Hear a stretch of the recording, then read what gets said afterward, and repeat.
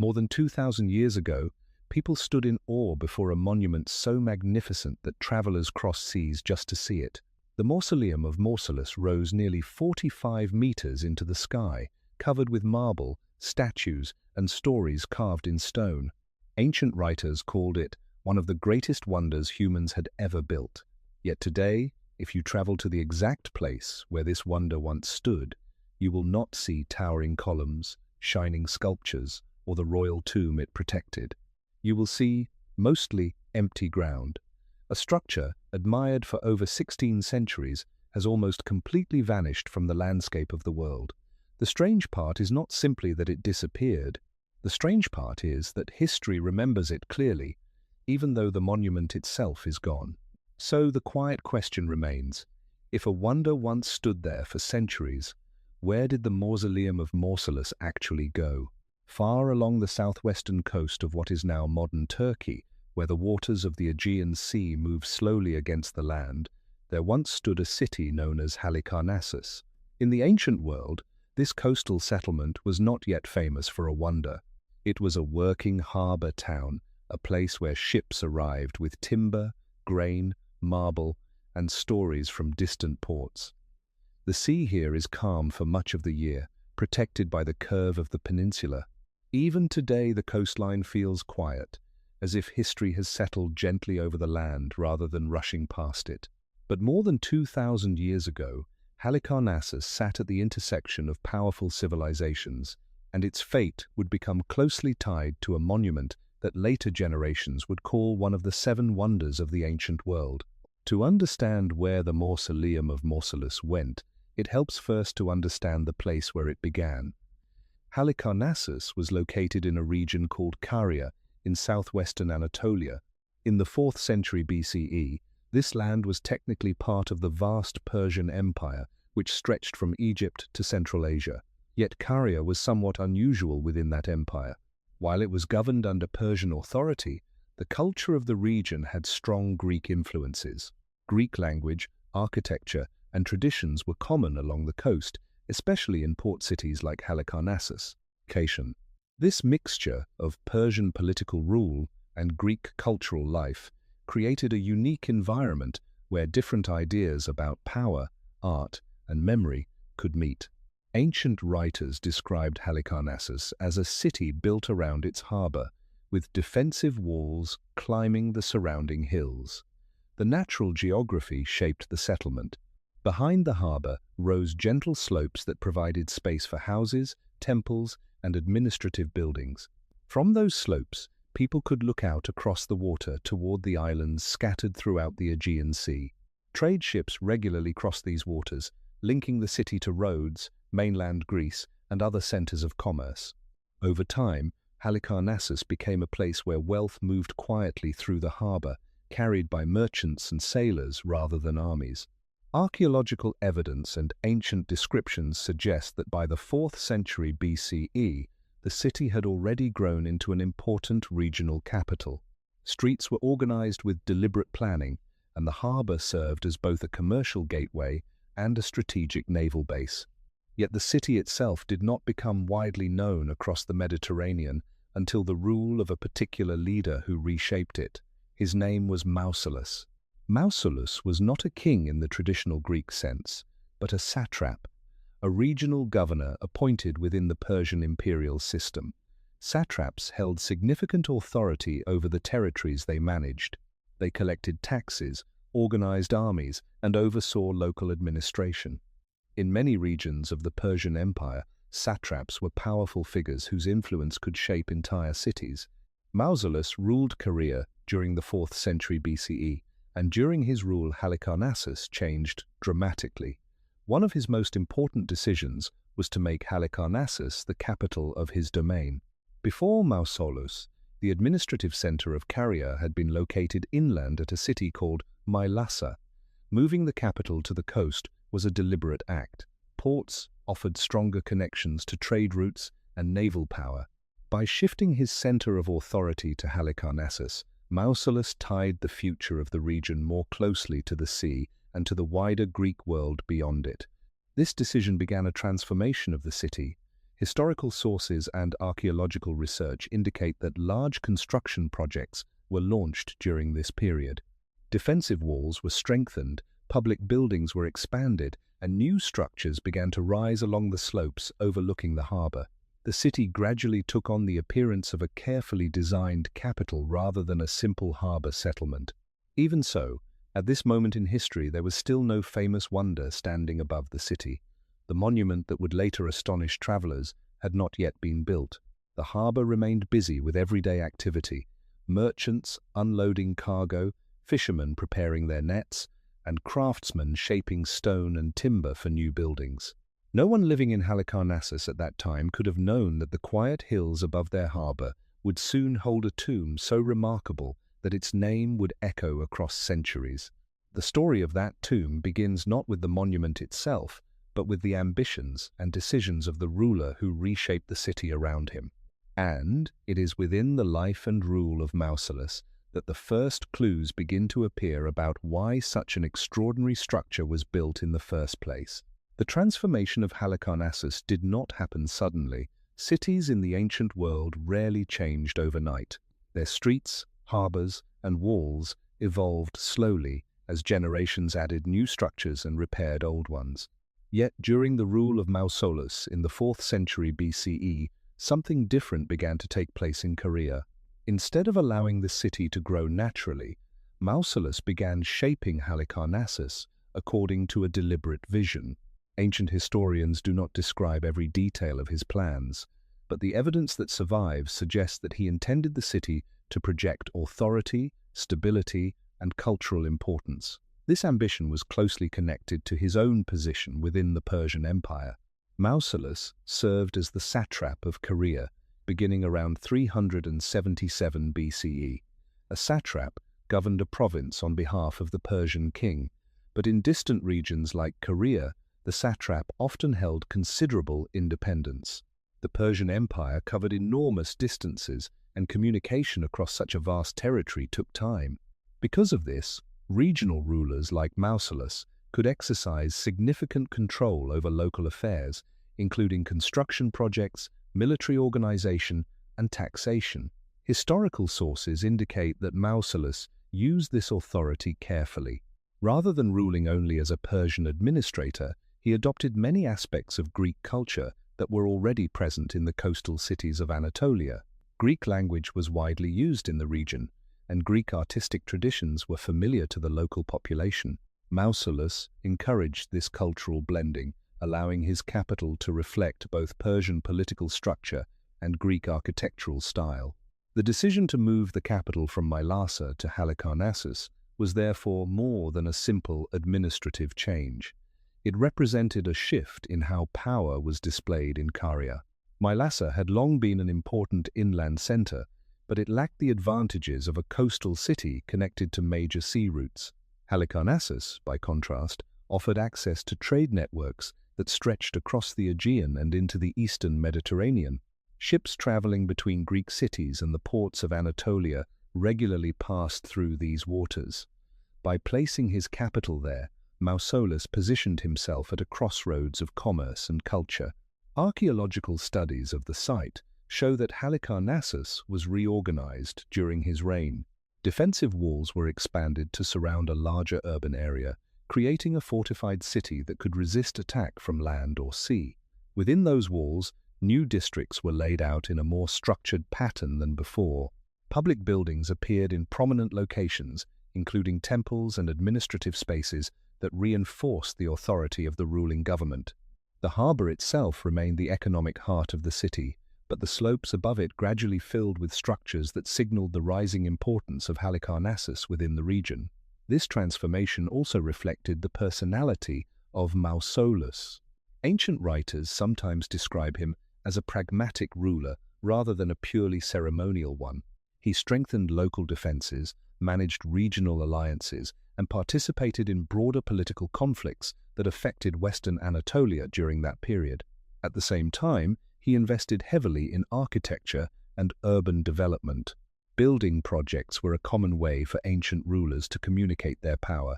Walls, temples, and civic buildings were visible reminders that authority existed not only in armies, but also in stone. Halicarnassus, therefore, became more than a place to govern from. It became a symbol of Mausolus's leadership. Visitors arriving by ship would see the city rising along the harbour slopes, protected by walls and organized with careful planning. Such impressions mattered in the ancient world, where reputation traveled through merchants, diplomats, and travelers.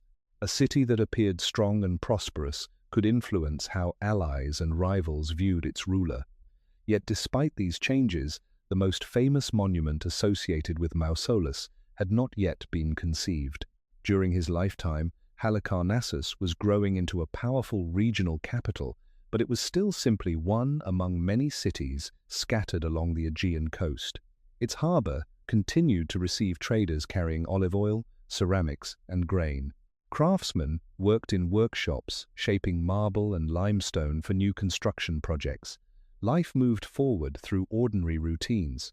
The remarkable structure that would one day define the city's place in world history was still part of an unwritten future. That future began to take shape only after the death of Mausolus himself.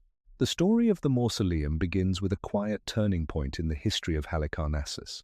For years, the city had grown under the rule of Mausolus. Its walls had expanded, its harbour remained busy, and its position along the Aegean coast made it an important centre in the region of Caria. Yet like all rulers of the ancient world, Mausolus could not rule forever. Sometime around 353 BCE, he died, leaving behind a city that had been carefully reshaped during his reign. Ancient historical sources do not describe the exact circumstances of his death, but they agree on one important detail: the responsibility for continuing his legacy passed to his wife and sister, Artemisia II. In the cultural traditions of Caria at the time, marriages within ruling families were not unusual. Such unions helped maintain dynastic control over territories and ensured that authority remained within the same lineage. Artemisia, therefore, did not simply inherit the role of a grieving widow. She also inherited the political responsibility of governing Caria. Historical accounts suggest that she ruled as satrap after the death of Mausolus, maintaining the administrative structure that had been established during his lifetime. Yet Artemisia's response to her husband's death was not limited to political continuity. She also began planning a monument that would preserve his memory in a way that few rulers of the ancient world had attempted. The idea of constructing elaborate tombs was not new in the ancient Mediterranean. Egyptian pyramids had been built more than 2,000 years earlier as monumental burial places for pharaohs. Greek cities often honored important citizens with sculpted grave markers or small temple-like tombs. In Anatolia, local traditions also included burial monuments carved into rock or built above ground. But Artemisia envisioned something far more ambitious. Instead of a simple tomb or burial chamber, she planned a structure that would combine architecture, sculpture, and symbolic power into a single monument. Ancient writers later described her intention as a tribute not only to Mausolus as a ruler, but also to the city he had transformed. By placing such a monument in Halicarnassus, Artemisia ensured that the memory of Mausolus would remain connected to the capital he had chosen. The location itself was significant. The tomb would stand on rising ground above the harbour, visible from the sea where ships approached the city. Travelers arriving by water would see the monument as part of the skyline of Halicarnassus, rising above the buildings and walls below. In this way, the structure would become both a burial site and a public symbol of authority. According to the Roman writer Pliny the Elder, who recorded descriptions of the monument centuries later in his work Natural History, the construction of the tomb involved some of the most respected architects and sculptors of the Greek world. The architects responsible for the overall design were said to be Satyros and Pythias. Their task was to create a structure that blended artistic traditions from different cultures. The foundation would follow architectural principles familiar to Greek builders, while decorative elements and symbolic meaning would reflect the diverse influences present in Caria during that period. Sculptors from several Greek regions were invited to contribute to the decoration of the monument.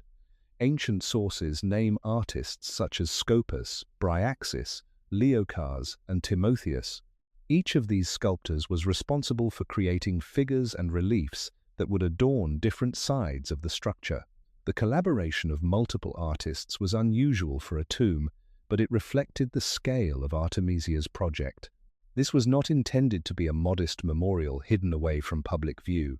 It was meant to be one of the most impressive monuments in the Greek world. Construction likely began soon after the death of Mausolus, around the middle of the 4th century BCE. Workers quarried marble and other stone materials, transporting them to Halicarnassus, where craftsmen began shaping columns, statues, and architectural elements. Over time, the monument took form above the city, rising higher than most buildings of the era. Though it was built as a tomb, it was also something more. The monument represented a statement about memory, power, and permanence. Artemisia could not prevent time from passing or guarantee that her husband's rule would be remembered forever. But through architecture, she attempted to create something that would outlast both of them. The structure she began building would later be known as the Mausoleum of Halicarnassus, and in the centuries that followed, it would become so famous that the name of Mausolus itself would transform into a word used to describe monumental tombs around the world. When construction of the tomb began in Halicarnassus, it was not intended to resemble the simple burial monuments common in many Greek cities.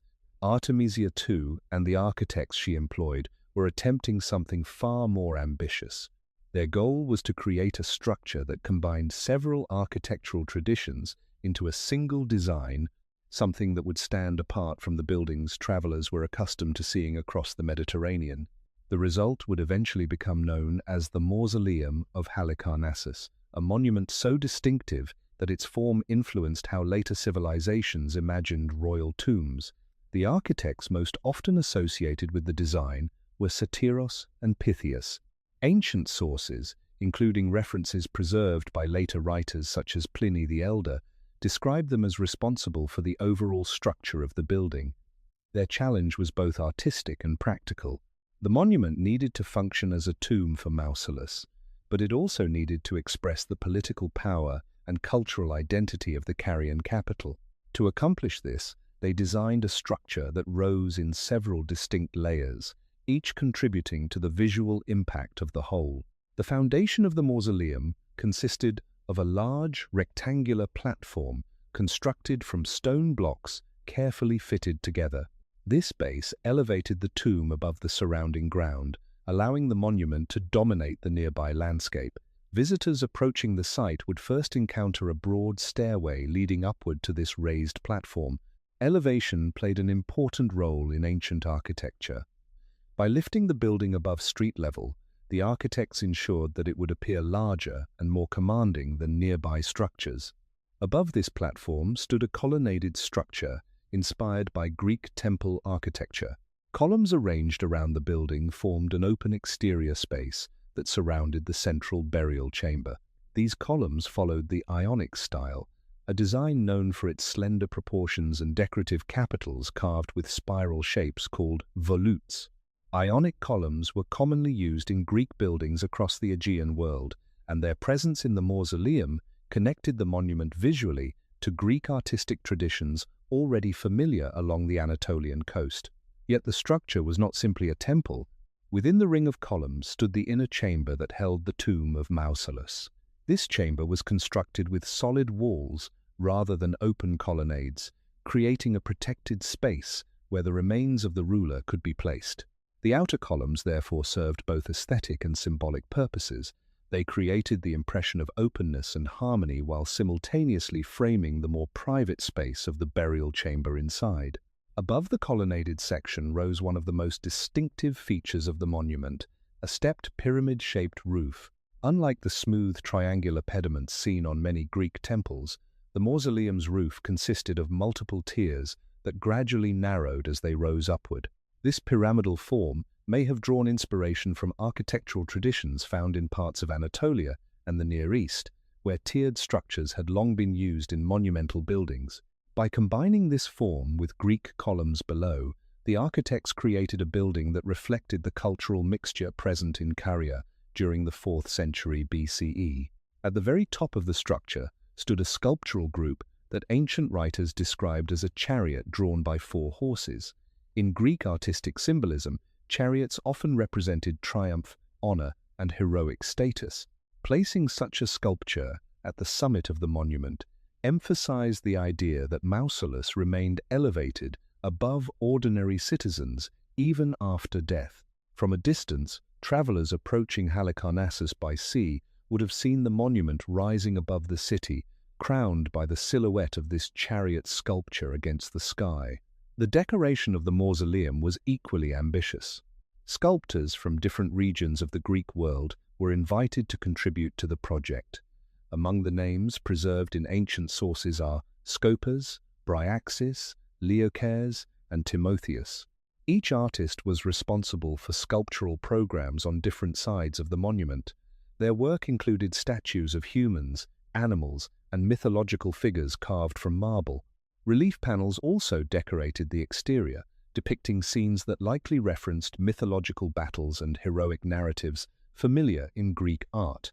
The presence of these sculptures transformed the building from a simple architectural structure into a visual narrative carved in stone.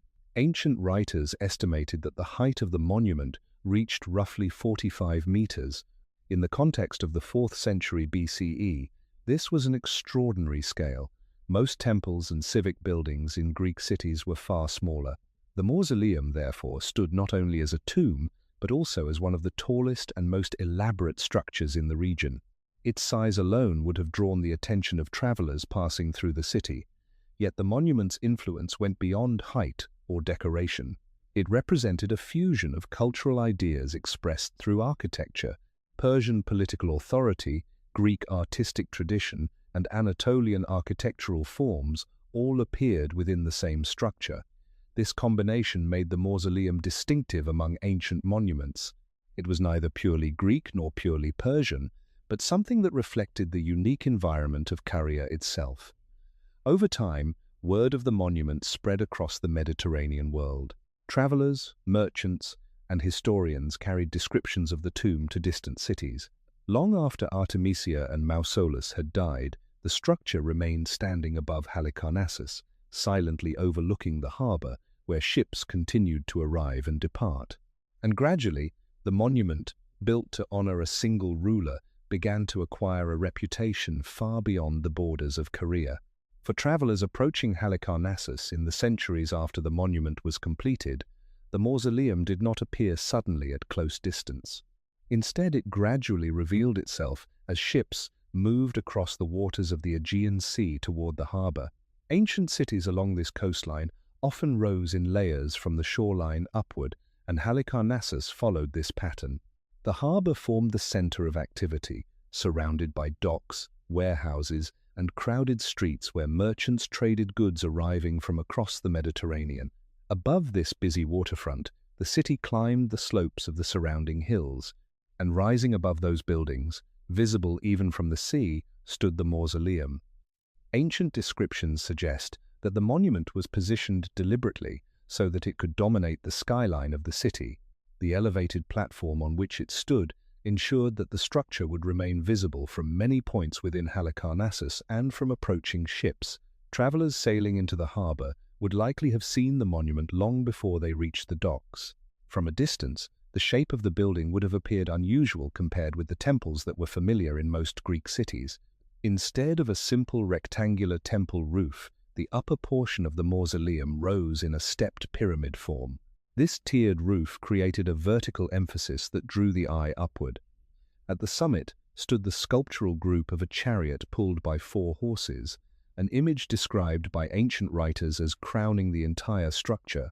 Though the sculpture itself no longer survives intact, fragments discovered during later excavations confirm that such decorative elements were indeed part of the monument's design.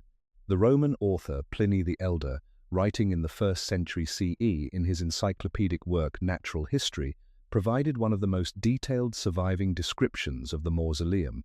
According to Pliny, the monument measured approximately 45 meters in height, making it far taller than most buildings surrounding it.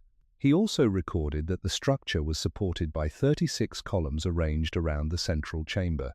These columns formed what was known as a peristyle, a ring of columns that created a surrounding walkway and visually framed the inner structure. Such architectural arrangements were familiar in Greek temples, yet their use in a tomb added a sense of ceremonial importance to the building. Pliny also described the sculptural decoration that covered the monument's exterior surfaces. Panels carved in marble depicted scenes that may have represented mythological conflicts, including battles between Greeks and Amazons or other legendary struggles.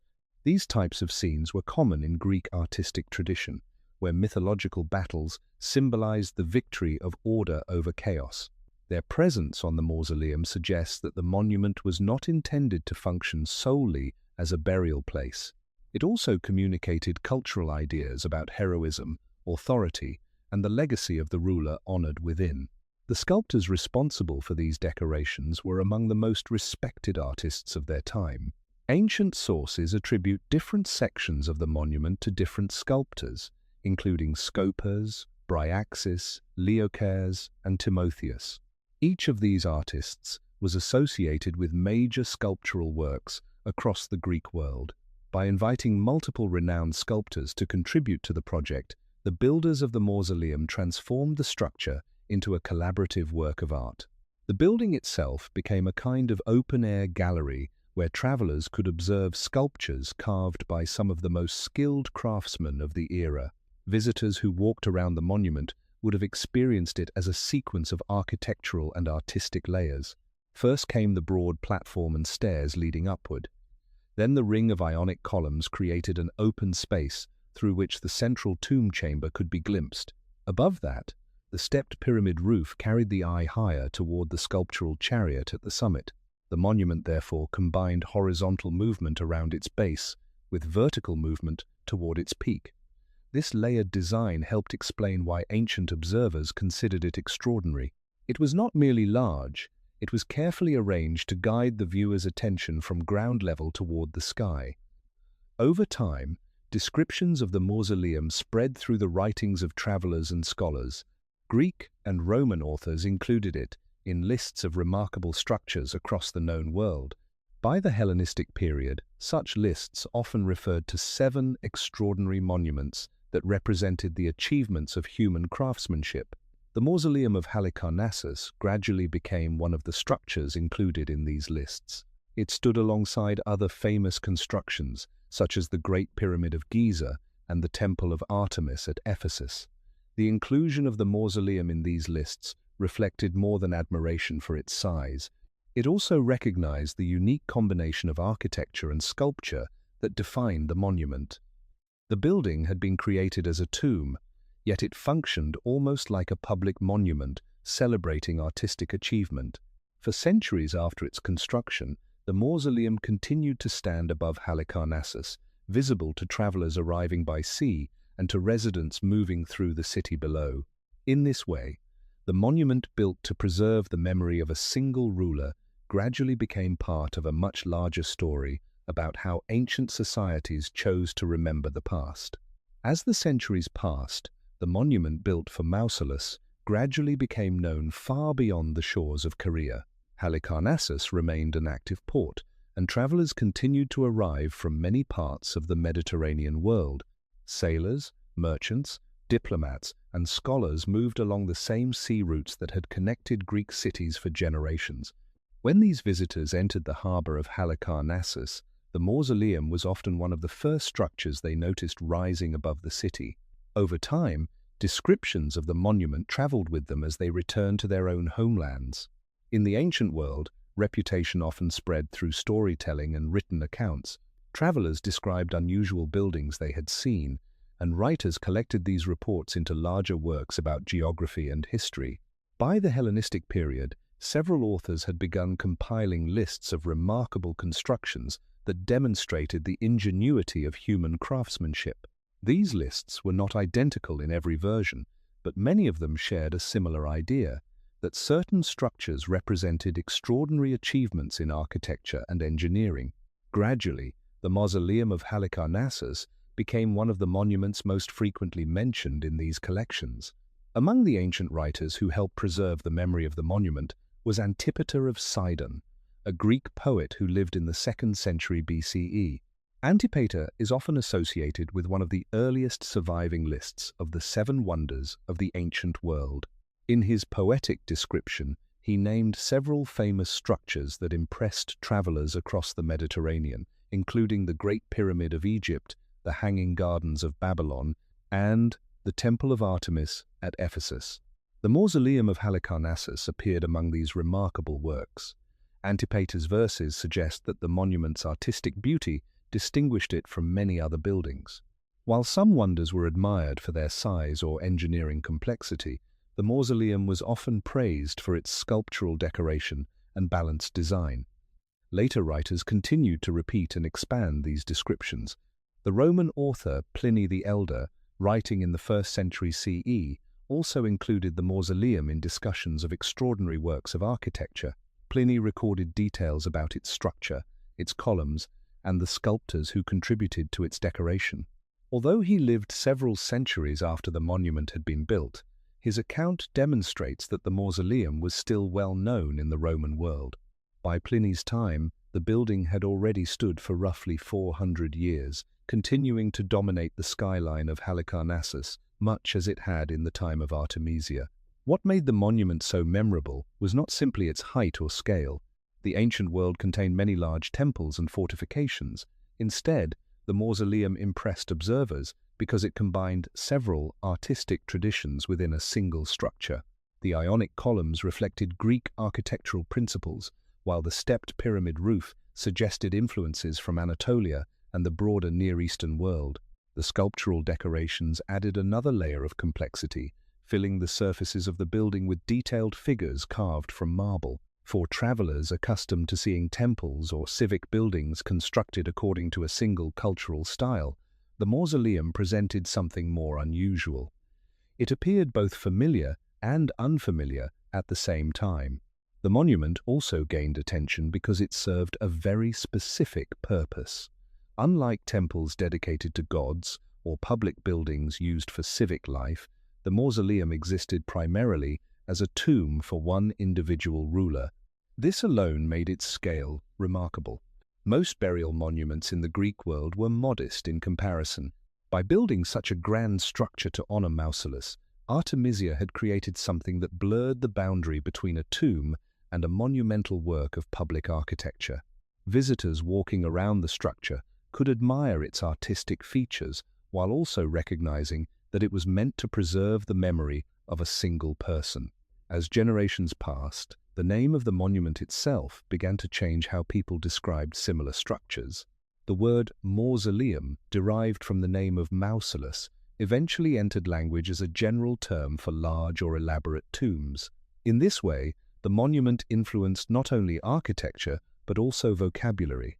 Even people who had never seen the original structure in Halicarnassus began using the term to describe monumental burial buildings in other regions. Yet the monument itself remained in its original location above the harbor of Halicarnassus, continuing to stand through centuries of political change. Empires rose and fell around the eastern Mediterranean. The Persian Empire lost control of the region after the campaigns of Alexander the Great in the 4th century BCE. Later, the area became part of the Hellenistic kingdoms that followed Alexander's empire, and eventually it was incorporated into the Roman world. Through these transitions, the mausoleum remained a familiar landmark. Travelers still approached the harbor and saw the same monument rising above the city. For a long time, it seemed almost permanent. The builders who had designed it may have hoped that the monument would preserve the memory of Mausolus indefinitely, and for many centuries it appeared that their ambition might succeed. The mausoleum had survived political change, shifting empires, and the slow passage of time. It had become one of the most celebrated structures of the ancient world, yet the story of the monument was not finished. The forces that would eventually change its fate were already present in the landscape around Halicarnassus, though the people who admired the structure could not yet see them. After the mausoleum was completed, life in Halicarnassus gradually returned to the rhythm of an ordinary coastal city. The harbour remained busy, ships continued to arrive with goods from distant ports, and the daily routines of merchants, sailors, and craftsmen filled the streets below the monument. Yet above this ordinary activity, the mausoleum stood quietly on its elevated platform, overlooking the harbour and the city that Mausolus had once ruled. The builders who constructed it may have intended the monument to last for generations, but few could have imagined how long it would actually endure. For many centuries, the mausoleum remained standing as one of the most recognizable landmarks in the region of Caria.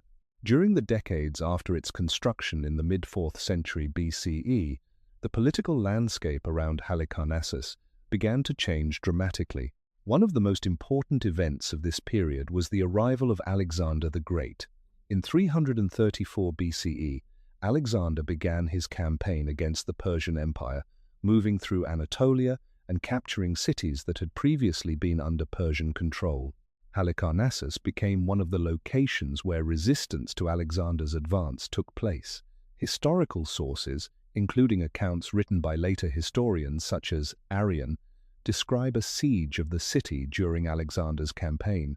The fighting caused damage to parts of Halicarnassus, particularly its defensive structures and surrounding districts.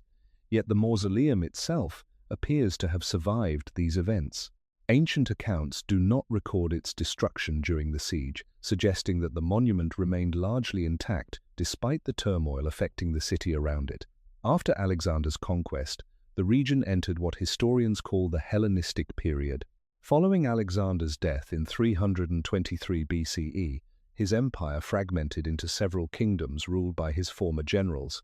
Caria became part of this shifting political environment, changing hands between different rulers as power struggles unfolded across the eastern Mediterranean.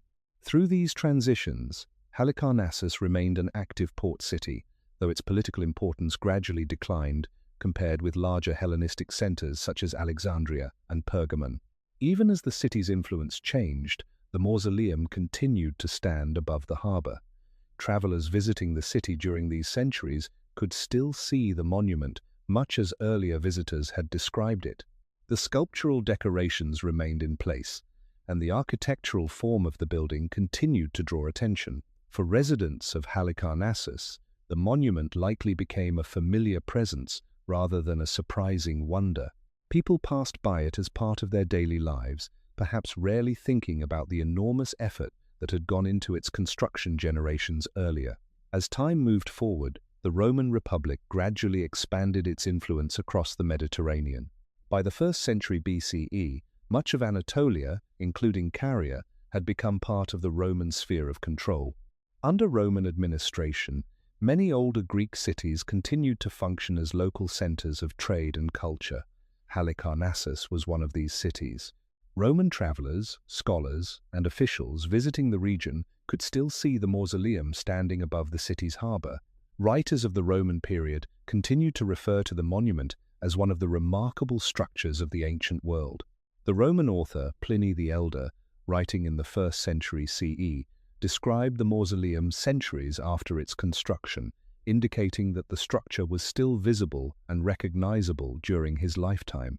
This suggests that the monument had already stood for roughly 400 years without losing its basic form. Few buildings from the classical world survived for such a long time without major reconstruction. The durability of the mausoleum was partly due to the materials used in its construction. The builders had relied heavily on marble and carefully fitted stone blocks, materials that could withstand weather and time more effectively than wood or brick. The elevated platform on which the monument stood also helped protect it from flooding and everyday damage within the city below. These design choices allowed the structure to endure long after the political circumstances of its creation had disappeared. For centuries, therefore, the mausoleum functioned as a silent witness to the changing history of the region. Empires shifted, languages evolved, and generations of residents came and went, yet the monument remained standing above the harbour. To travelers arriving in Halicarnassus during the Roman period, it must have seemed almost timeless. The tomb built for Mausolus had already outlived the kingdom he once ruled, and it continued to stand as a reminder of a past that was slowly becoming distant even to those who lived nearby. From the perspective of those early centuries, the mausoleum appeared to have achieved exactly what its builders may have hoped for, a monument capable of preserving memory far beyond the lifetime of the people who created it. Centuries continued to pass, and the mausoleum remained standing above Halicarnassus long after the world that created it had disappeared. By the early centuries of the Common Era, the monument had already existed for hundreds of years. The Persian Empire, that once ruled Caria, was gone. The Hellenistic kingdoms that followed Alexander had risen and fallen. Roman authority now shaped the political life of the Eastern Mediterranean. Yet, through these changes, the tomb of Mausolus continued to overlook the harbour where ships still arrived from across the Aegean Sea. For residents of the city during the Roman period, the mausoleum was not a recent construction or a new marvel. It was already ancient. Generations had grown up seeing it as part of the landscape, much the way modern cities contain buildings that have stood for centuries. Even so, travelers from distant regions continued to view the monument with curiosity. Roman writers and scholars often showed interest in earlier Greek architecture, and the mausoleum remained one of the structures that attracted their attention. The fact that authors like Pliny the Elder could describe it centuries after its construction suggests that the monument remained largely recognizable during the 1st century CE. By that time, it had already survived nearly 400 years. This longevity was unusual, but not impossible for carefully constructed stone monuments in the ancient world. Throughout the Roman period, Halicarnassus functioned as a provincial city within the larger imperial system. It was not among the largest or most influential urban centers of the empire, but it remained active as a coastal settlement connected to regional trade routes. The harbor still received ships transporting goods between Anatolia and the islands of the Aegean. Local markets operated near the waterfront, while residential neighborhoods spread across the surrounding slopes. Above these everyday scenes, the mausoleum continued to stand on its elevated platform. Time, however, does not leave monuments untouched. Even the most durable structures gradually change as centuries pass. Wind, rain, and shifts in the ground slowly affect stone buildings. Individual sculptures can erode, and decorative elements may break or fall away. Although no detailed records describe every stage of the mausoleum's condition during these centuries, it is likely that parts of the decoration began to wear down over time. Marble statues exposed to the elements would have gradually lost some of their sharp details, while smaller architectural pieces may have required occasional repairs. Such changes were common for ancient monuments that remained exposed to the natural environment. Despite these slow effects of weathering, the main structure appears to have remained standing well into the later centuries of antiquity. Evidence for this comes partly from the absence of early reports describing its destruction. If the monument had collapsed soon after the Roman period began, writers would likely have recorded such an event. Instead, the silence of the sources suggests that the mausoleum continued to exist in recognizable form for many generations. As the Roman Empire gradually transformed during the late antique period, the Eastern Mediterranean entered a new historical phase. Christianity became increasingly influential across the empire, and many cities adapted their public life to new religious traditions.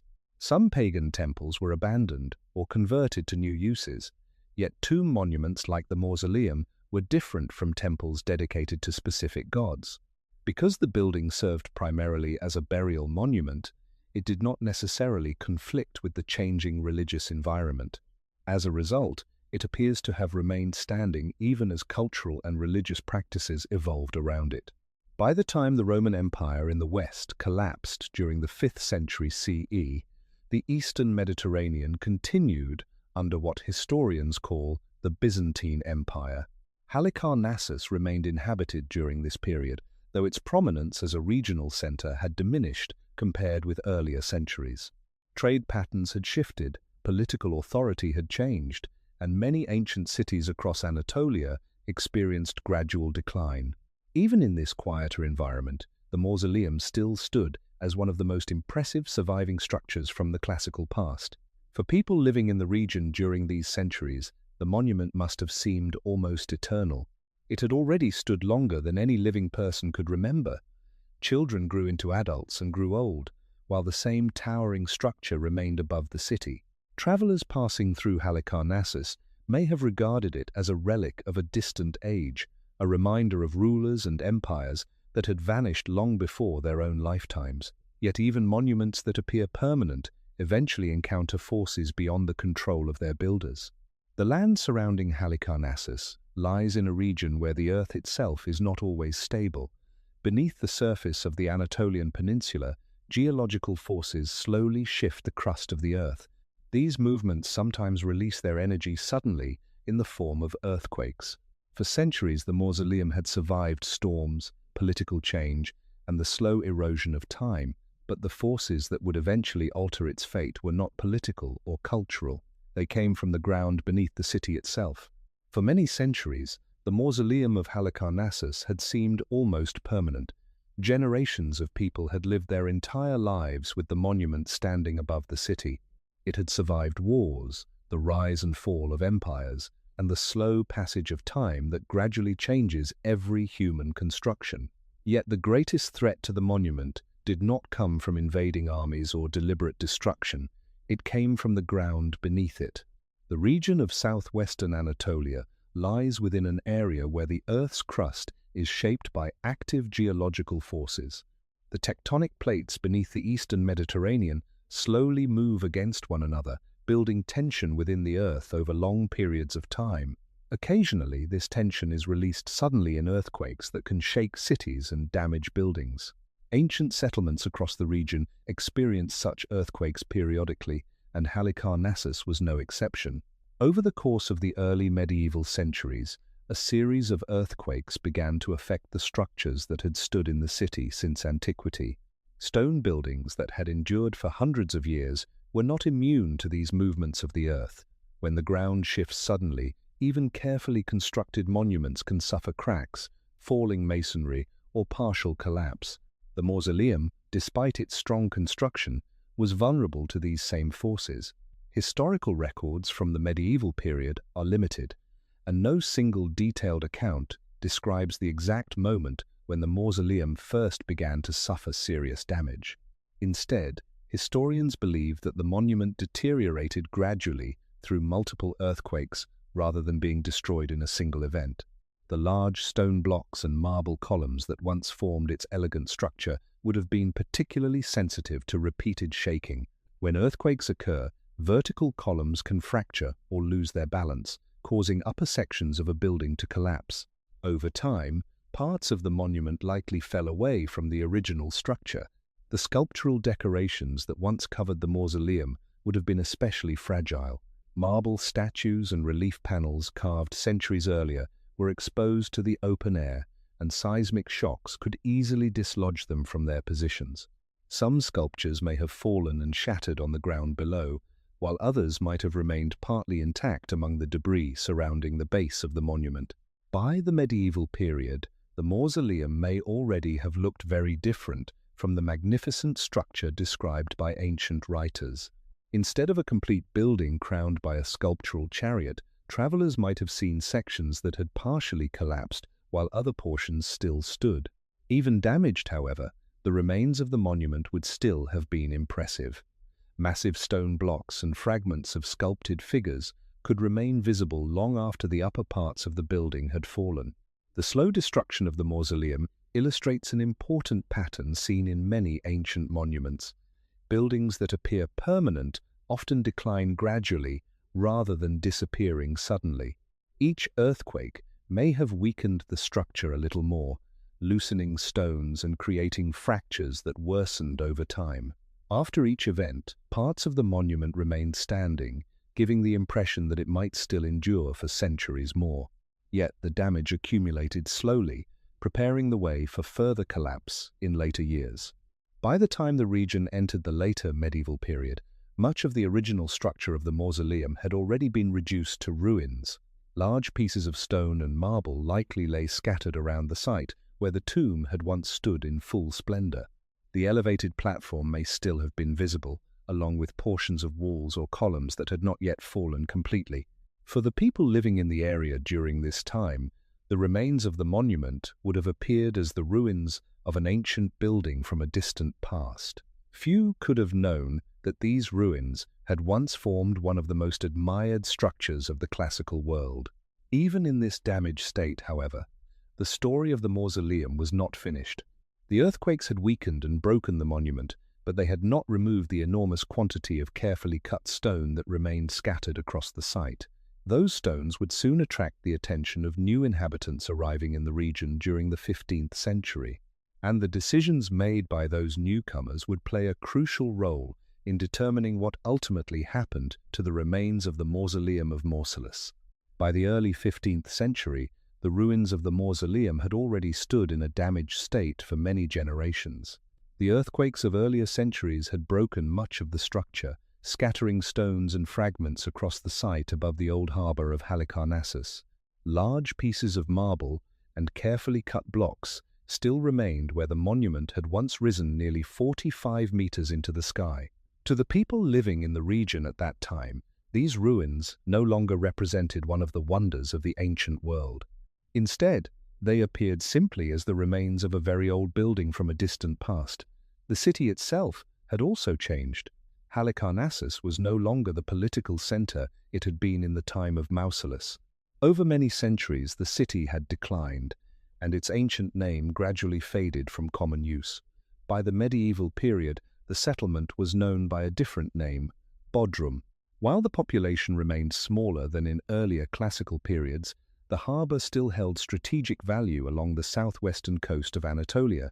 Control of this coastline was important for the powers that moved across the eastern Mediterranean during the later Middle Ages. At this time, a new group arrived whose presence would directly affect the fate of the mausoleum's remains. They were members of a military religious order known as the Knights of St. John, also called the Knights Hospitaller. The order had originally formed during the Crusades, and by the early 15th century, its members were establishing fortified positions across parts of the eastern Mediterranean. Their goal was to maintain defensive strongholds that could protect Christian territories and control important sea routes. In 1402, after the defeat of the Knights at the city of Smyrna by the forces of the Central Asian ruler Timur, the order began searching for new strategic locations along the Anatolian coast where they could construct defensive fortifications. The harbour at Bodrum offered an ideal site. It provided a sheltered anchorage for ships and a position from which the surrounding waters could be monitored. To secure the area, the knights began building a large stone fortress overlooking the harbour. This fortress would later become known as Bodrum Castle, and construction of its walls and towers required enormous quantities of building material. Medieval builders often reused stones from older structures when constructing new buildings. Quarrying fresh stone required significant labour and transportation, while ruins of ancient monuments already contained large blocks that had been carefully cut and shaped. For the builders of the new fortress at Bodrum, the remains of the mausoleum provided a convenient source of such materials. The ruined monument still contained many massive marble blocks and architectural elements that could be incorporated into the castle's walls. Historical records from the knights themselves indicate that stones from the ancient mausoleum were taken and reused during the construction of the fortress. Some carved blocks were placed directly into the castle's defensive walls, while sculptural fragments were sometimes repurposed as decorative or structural elements. This practice was not unusual in medieval construction, and the builders likely viewed the ancient ruins simply as a practical supply of strong stone rather than as a cultural treasure from the classical world. Over time, the process of removing these stones gradually reduced what remained of the mausoleum. Blocks that had once formed columns, walls, and decorative structures were transported from the ancient site down toward the harbour where the new fortress was rising. Each stone removed meant that another piece of the ancient monument disappeared from its original location. Unlike the slow destruction caused by earthquakes, this removal happened deliberately as part of an organized construction project. The fortress itself grew larger and stronger as the stones of the mausoleum were incorporated into its structure. Ironically, The same materials that had once formed one of the most admired monuments of the ancient world now served a completely different purpose, protecting a medieval castle. Visitors to Bodrum Castle today can still see certain stones that once belonged to the mausoleum embedded within the fortress walls. These pieces stand as quiet evidence of how the remains of the ancient wonder were gradually dismantled and reused. What earthquakes had weakened over centuries, human construction now removed piece by piece. In this way, the physical presence of the mausoleum slowly faded from the hillside where it had once stood above Halicarnassus. Yet even as the monument disappeared from the landscape, fragments of its stone continued to survive within the walls of a very different structure built many centuries later. As construction of the fortress at Bodrum continued during the 15th century, the ruins of the mausoleum became increasingly valuable to the builders working along the harbour. The ancient monument had already been weakened by earthquakes, and much of its upper structure had collapsed long before the arrival of the Knights of St. John. Yet even in ruin, the site still contained enormous quantities of carefully cut stone. Many of these stones had been shaped with remarkable precision when the mausoleum was first constructed in the 4th century BCE. For medieval builders searching for durable material, these blocks were extremely useful. The Knights of St. John organized the construction of their fortress using techniques common in medieval military architecture. Thick defensive walls, towers, and internal courtyards required vast amounts of stone. Quarrying new material from distant hillsides would have taken significant time and labor. By contrast, the ruins of the mausoleum offered an immediate supply of large marble blocks that were already cut into regular shapes. Workers could transport these stones from the ancient site down toward the harbour and incorporate them directly into the castle's walls. Over time, this process gradually dismantled what remained of the ancient monument. The removal of these stones was not a single event, but a steady process that likely lasted many years. Each stage of the fortress's construction required additional material, and the nearby ruins provided a convenient source. Large architectural blocks that once formed the base of the mausoleum were taken away and placed into the growing defensive structures of Bodrum Castle. In some cases, these stones can still be identified today because their surfaces retain traces of the original carvings created during the classical period. The sculptural decorations of the mausoleum were also affected during this period. The ancient monument had been covered with marble statues and relief panels depicting mythological scenes and figures. When earthquakes damaged the structure, many of these sculptures had already fallen from their original positions. Some fragments likely remained scattered around the site for centuries before the knights began constructing the fortress. During the building process, certain sculptural pieces were reused in the castle's walls as ordinary building blocks. Others may have been broken or discarded if their shapes did not fit the needs of the construction. Medieval builders were primarily concerned with strength and practicality rather than preserving ancient artworks. As a result, the artistic significance of these sculptures was not always recognized at the time. A few decorative fragments were incorporated into the fortress in ways that still reveal their earlier origins. Visitors walking through Bodrum Castle today can see stones with carved reliefs embedded within the walls. These pieces once formed part of the elaborate sculptural program that decorated the mausoleum centuries earlier. In their new position within the fortress, they no longer function as works of art meant to be viewed closely. Instead, they appear as quiet remnants of a structure that once stood nearby. Historical records from the Knights suggest that the reuse of stones from the mausoleum continued throughout the construction phases of the castle. One particularly interesting detail appears in reports describing the search for additional building materials during the 15th century. According to some accounts preserved by members of the order, workers eventually opened parts of the ancient tomb itself while searching for more stone blocks that could be reused in the fortress. Inside the burial chamber, they reportedly found fragments of the tomb that had already been disturbed long before their arrival. By that time, the original burial contents associated with Mausolus had likely disappeared centuries earlier. Tombs in the ancient world were often targeted by grave robbers, especially when they contained valuable objects such as jewelry, precious metals, or decorative artifacts. While detailed records of the mausoleum's burial chamber are limited, most historians believe that any valuable objects placed inside the tomb would have been removed long before the medieval period. The knights therefore found little of material value within the chamber itself. Even so, the stone blocks that formed the interior structure of the tomb were still useful for construction.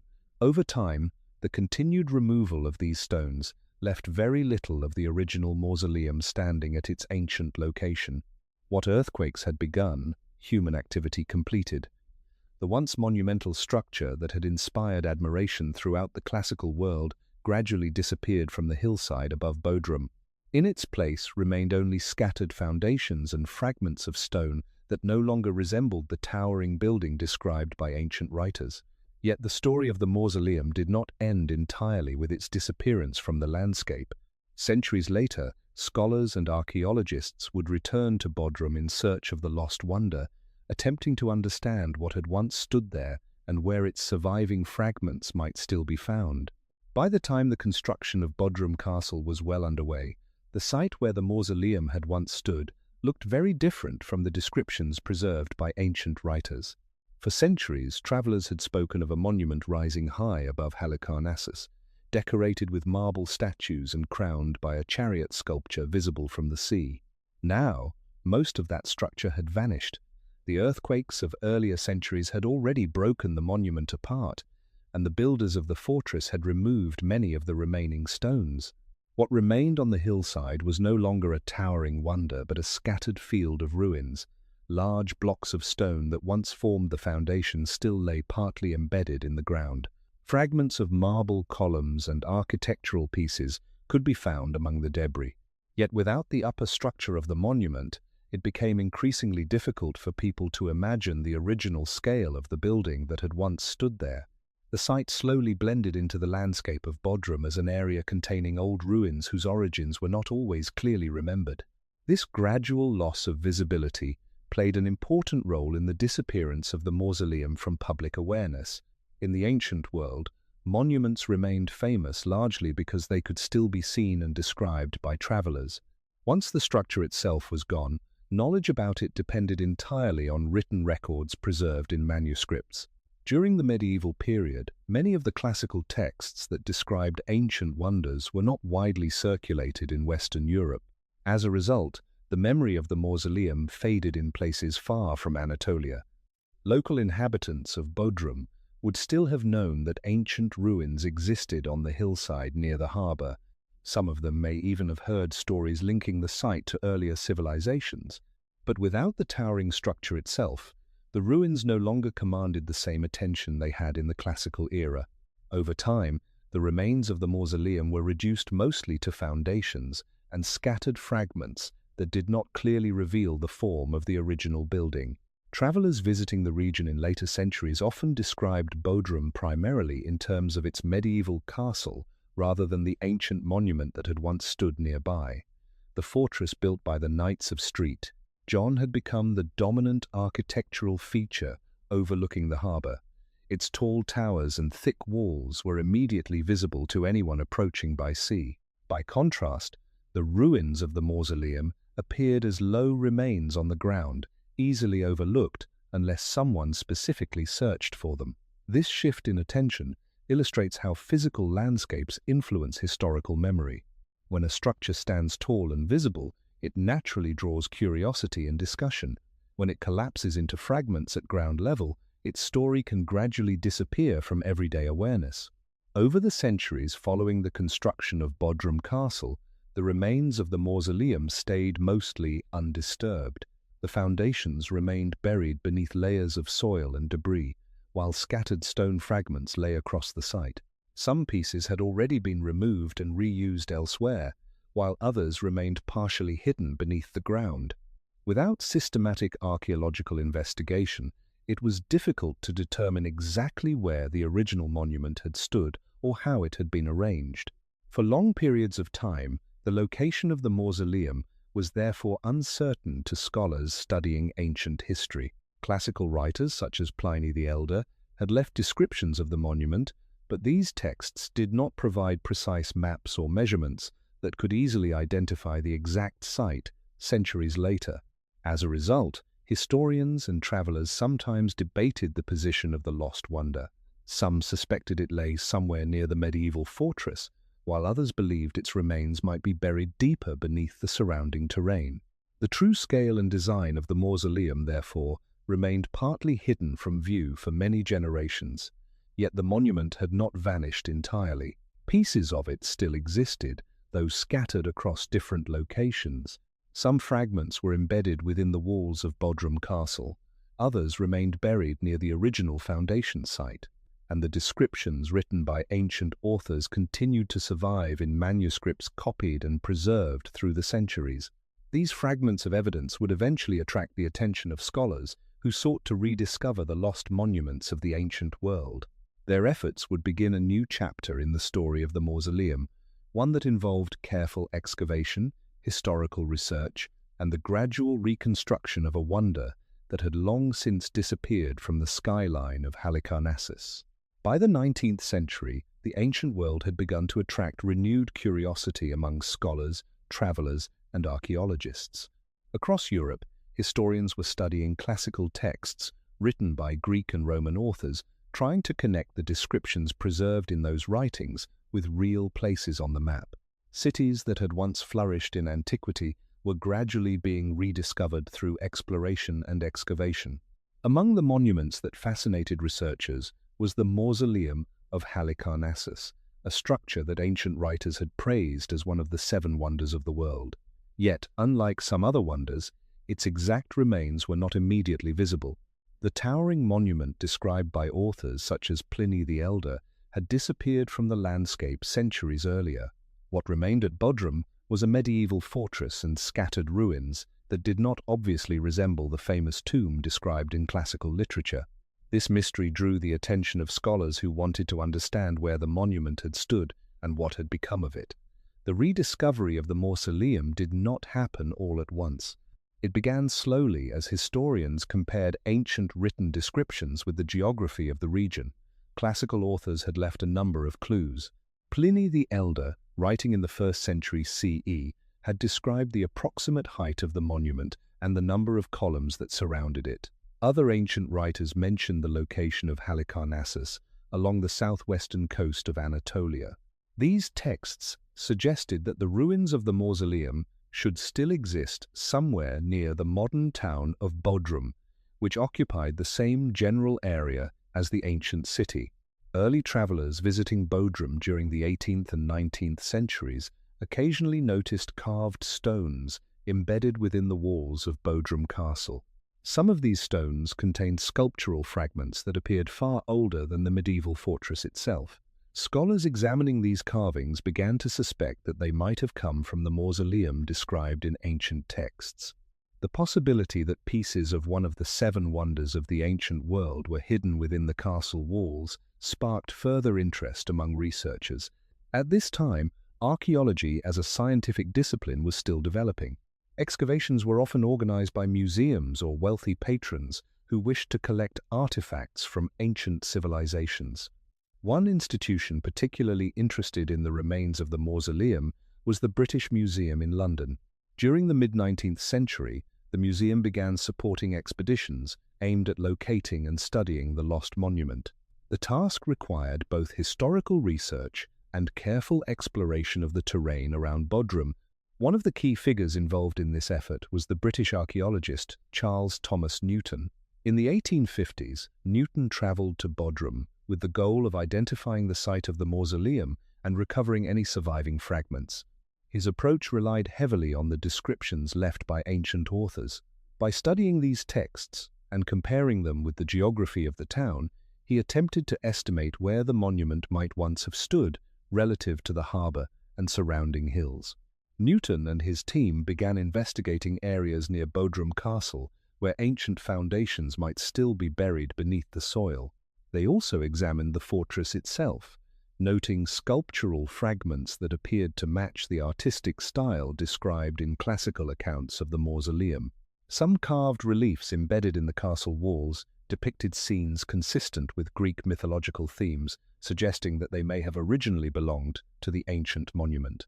Gradually, Newton's research led him to a site not far from the castle, where underground remains hinted at the presence of a large ancient structure. Excavations in this area uncovered sections of foundation walls that appeared to correspond with the base of the mausoleum described by Pliny the Elder. These discoveries provided the first clear evidence that the famous tomb had indeed stood near the location long suspected by historians. The findings confirmed that, although the upper structure of the mausoleum had vanished, significant traces of its foundation still existed beneath the ground. The rediscovery of these remains marked an important turning point in the story of the mausoleum. For centuries, the monument had survived only in ancient texts and scattered fragments of stone. Now, archaeologists were beginning to piece together physical evidence that revealed where it had stood and how it had been constructed. The lost wonder had not entirely disappeared after all. It had simply been hidden beneath layers of history waiting to be uncovered. As the excavations around Bodrum continued in the mid-19th century, the work of Charles Thomas Newton and his team gradually revealed more pieces of the monument that had once stood above the ancient city of Halicarnassus. What they found did not resemble a complete building rising from the ground. Instead, the discoveries appeared in fragments, sections of foundation walls, broken sculptures, carved marble blocks, and architectural elements scattered across the site. Each piece by itself seemed incomplete, yet together they began to form a clearer picture of the structure that ancient writers had once admired. One of the most important discoveries was the large stone foundation of the monument. Beneath layers of soil and debris, archaeologists uncovered sections of the platform that had supported the mausoleum. These foundation walls were constructed from massive stone blocks fitted tightly together, confirming the descriptions given by ancient sources that the tomb had stood on an elevated base. The size of these foundations revealed the impressive scale of the original monument. Even without the upper structure, the footprint of the building suggested that the mausoleum had dominated the hillside above the harbour of Halicarnassus. In addition to the foundations, Newton's excavations uncovered numerous fragments of sculpture that had once decorated the monument. Some of these pieces were broken sections of relief panels that originally formed part of the decorative bands running along the sides of the building. These reliefs depicted figures carved in marble, often showing scenes from Greek mythology or dramatic battles between human warriors and legendary opponents.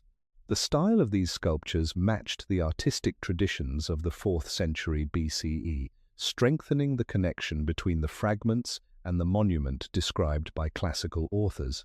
Among the most remarkable discoveries were pieces of large statues that once stood on or around the mausoleum. Some fragments represented human figures carved from marble on a monumental scale.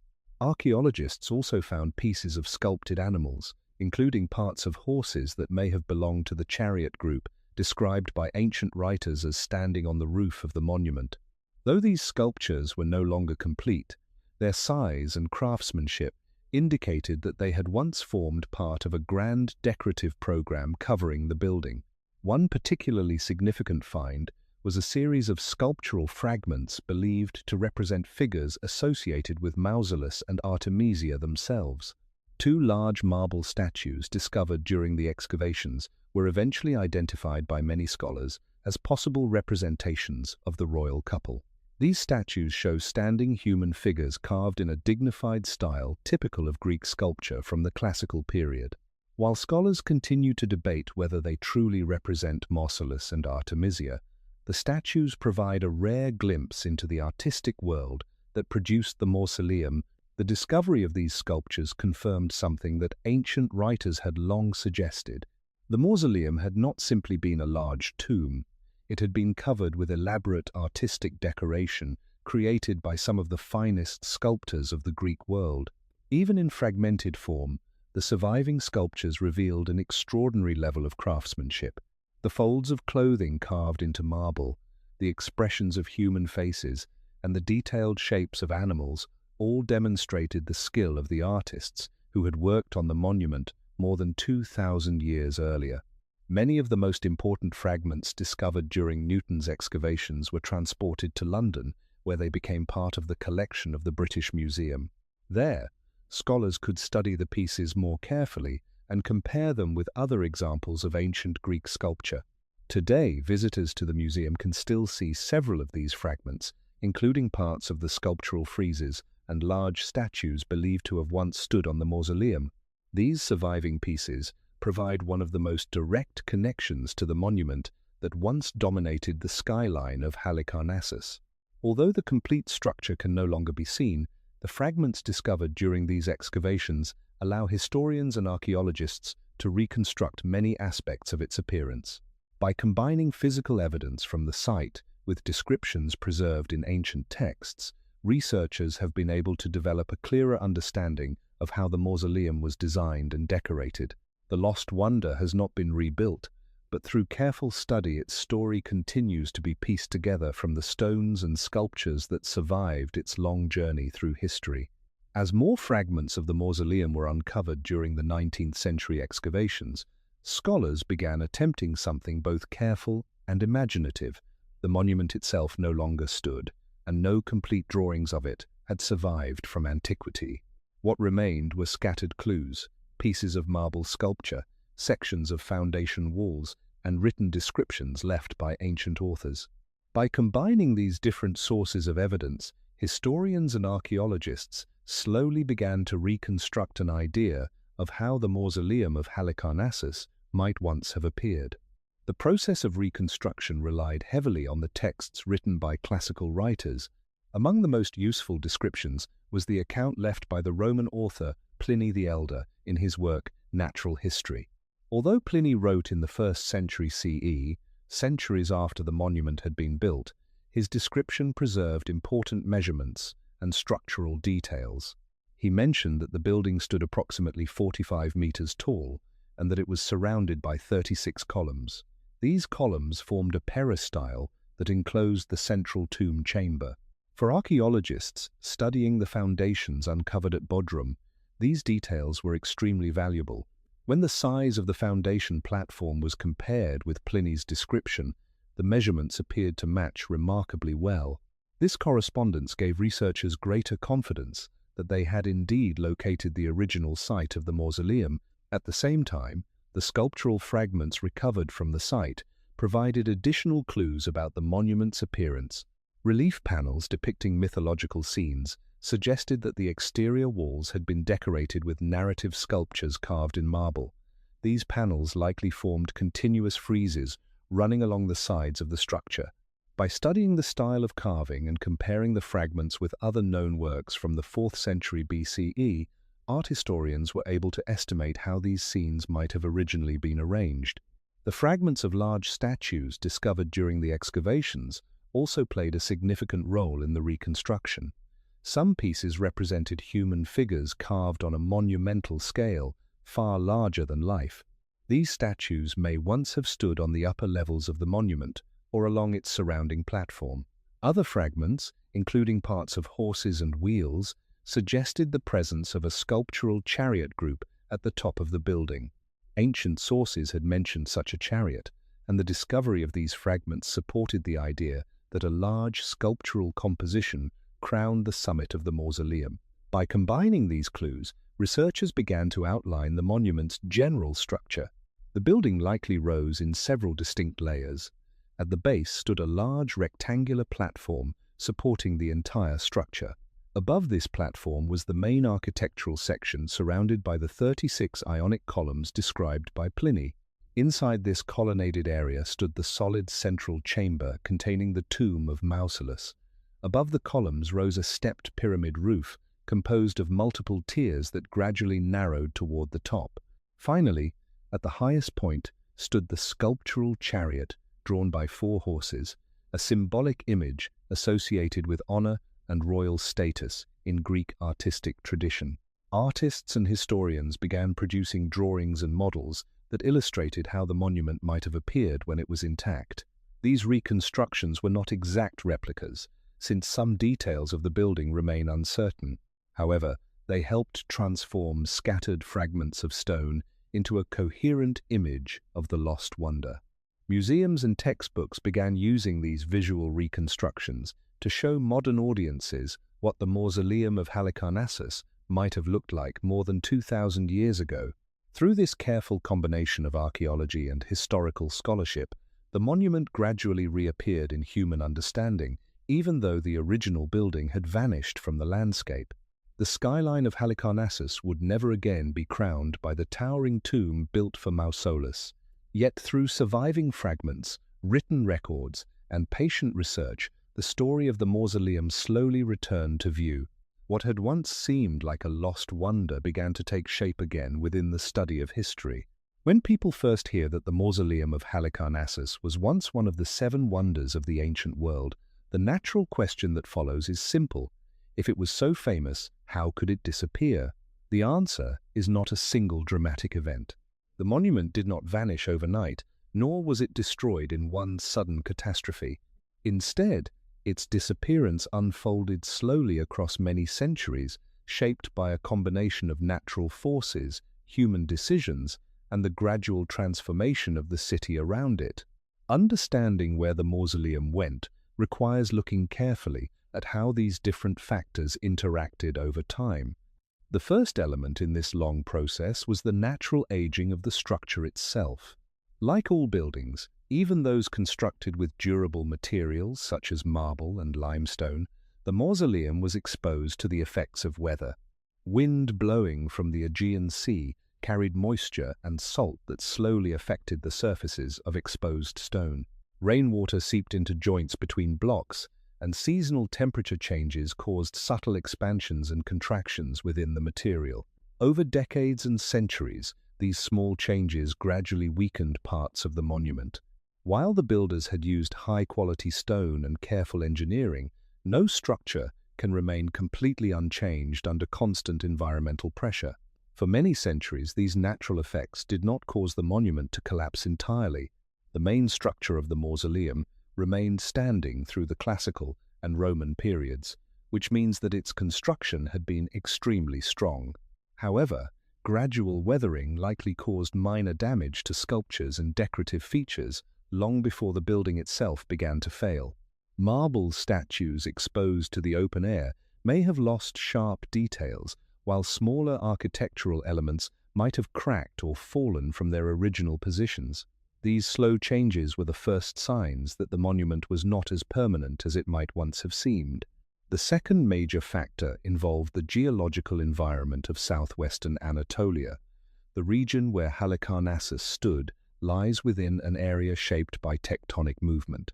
Beneath the surface of the Earth, geological plates slowly shift and press against one another. Over time, this pressure is released in earthquakes, which have affected many cities across the eastern Mediterranean throughout history. Evidence from historical records and geological studies suggests that several earthquakes struck the region during the medieval centuries.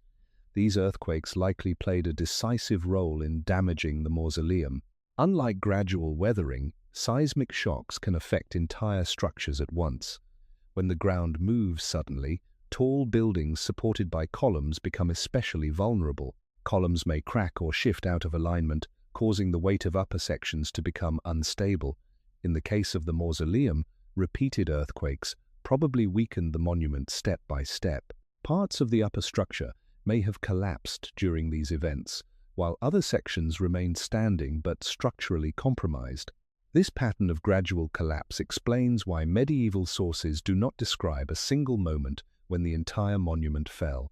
Instead, the building likely deteriorated in stages across several centuries. By the time travelers of the later medieval period saw the site, the mausoleum was no longer the towering structure described by ancient writers. Large portions had already collapsed, leaving scattered stones and partially standing sections where the monument had once risen above the city. Yet even in ruin, the remains of the mausoleum still contained enormous amounts of carefully cut stone. These stones would soon become the third factor in the disappearance of the monument.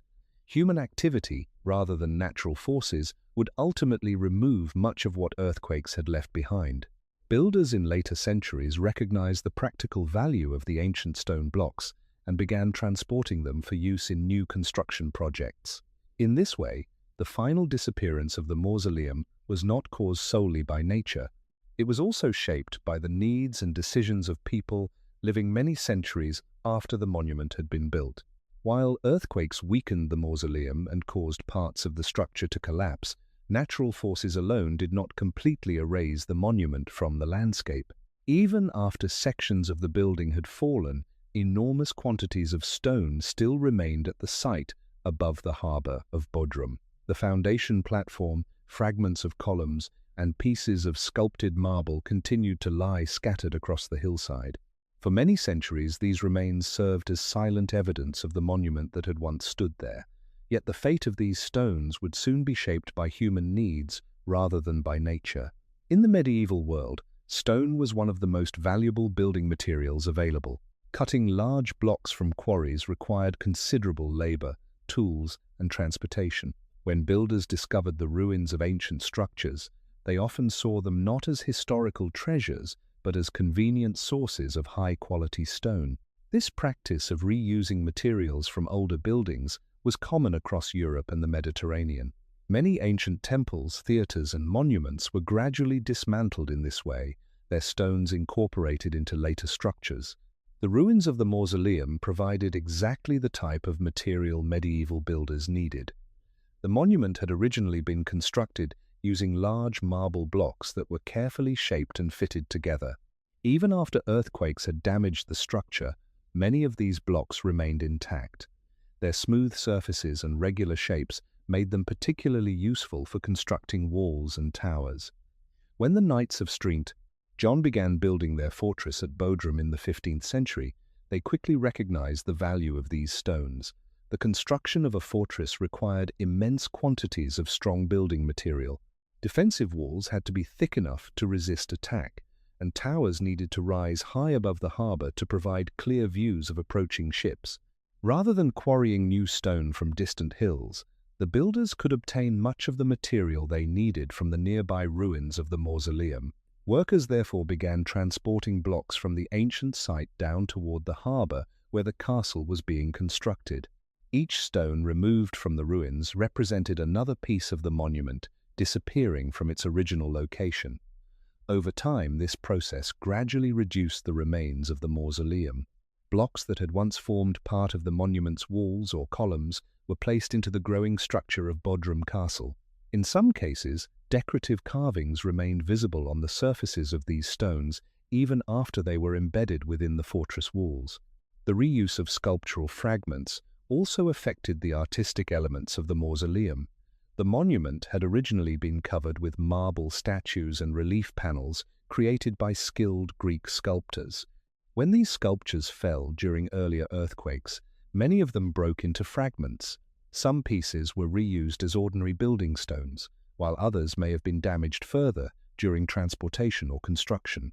Medieval builders were focused on strengthening their fortress rather than preserving ancient artworks, and the artistic significance of these sculptures was not always recognized. As a result, the once elaborate sculptural decoration of the mausoleum gradually disappeared, along with the architectural structure itself. Over the years, the hillside where the monument had stood became increasingly empty. The towering tomb described by ancient writers had already collapsed, and now even the ruins that remained were being carried away stone by stone. What had once been one of the most admired structures of the ancient world slowly faded into the walls of a medieval fortress overlooking the same harbour. This process illustrates an important truth about many ancient monuments. Their disappearance is rarely caused by a single event. Instead, the story often unfolds through a combination of natural damage and practical human decisions made long after the original builders are gone. In the case of the Mausoleum of Halicarnassus, earthquakes weakened the structure, but human construction ultimately removed much of what remained. By the time centuries had passed, only fragments of the monument survived, scattered across the castle walls, buried beneath the ground, or preserved in the records of historians who had described its former glory. By the time many centuries had passed after the construction of the mausoleum, the monument that once dominated the skyline of Halicarnassus had undergone a slow and complex transformation. When ancient writers first described the building, they spoke of a structure rising high above the city, decorated with marble sculptures and crowned with a chariot at its summit. Travelers approaching the harbor could see it clearly from the sea, standing as both a royal tomb and a symbol of artistic achievement. Yet the disappearance of this monument did not occur through a single dramatic moment. Instead, it unfolded gradually through a long sequence of events shaped by time, nature, and human activity. The first element in this transformation was the simple passage of time. Buildings, even those constructed from durable stone, change as centuries pass. Weather slowly affects exposed surfaces, eroding details carved into marble and weakening joints between stone blocks.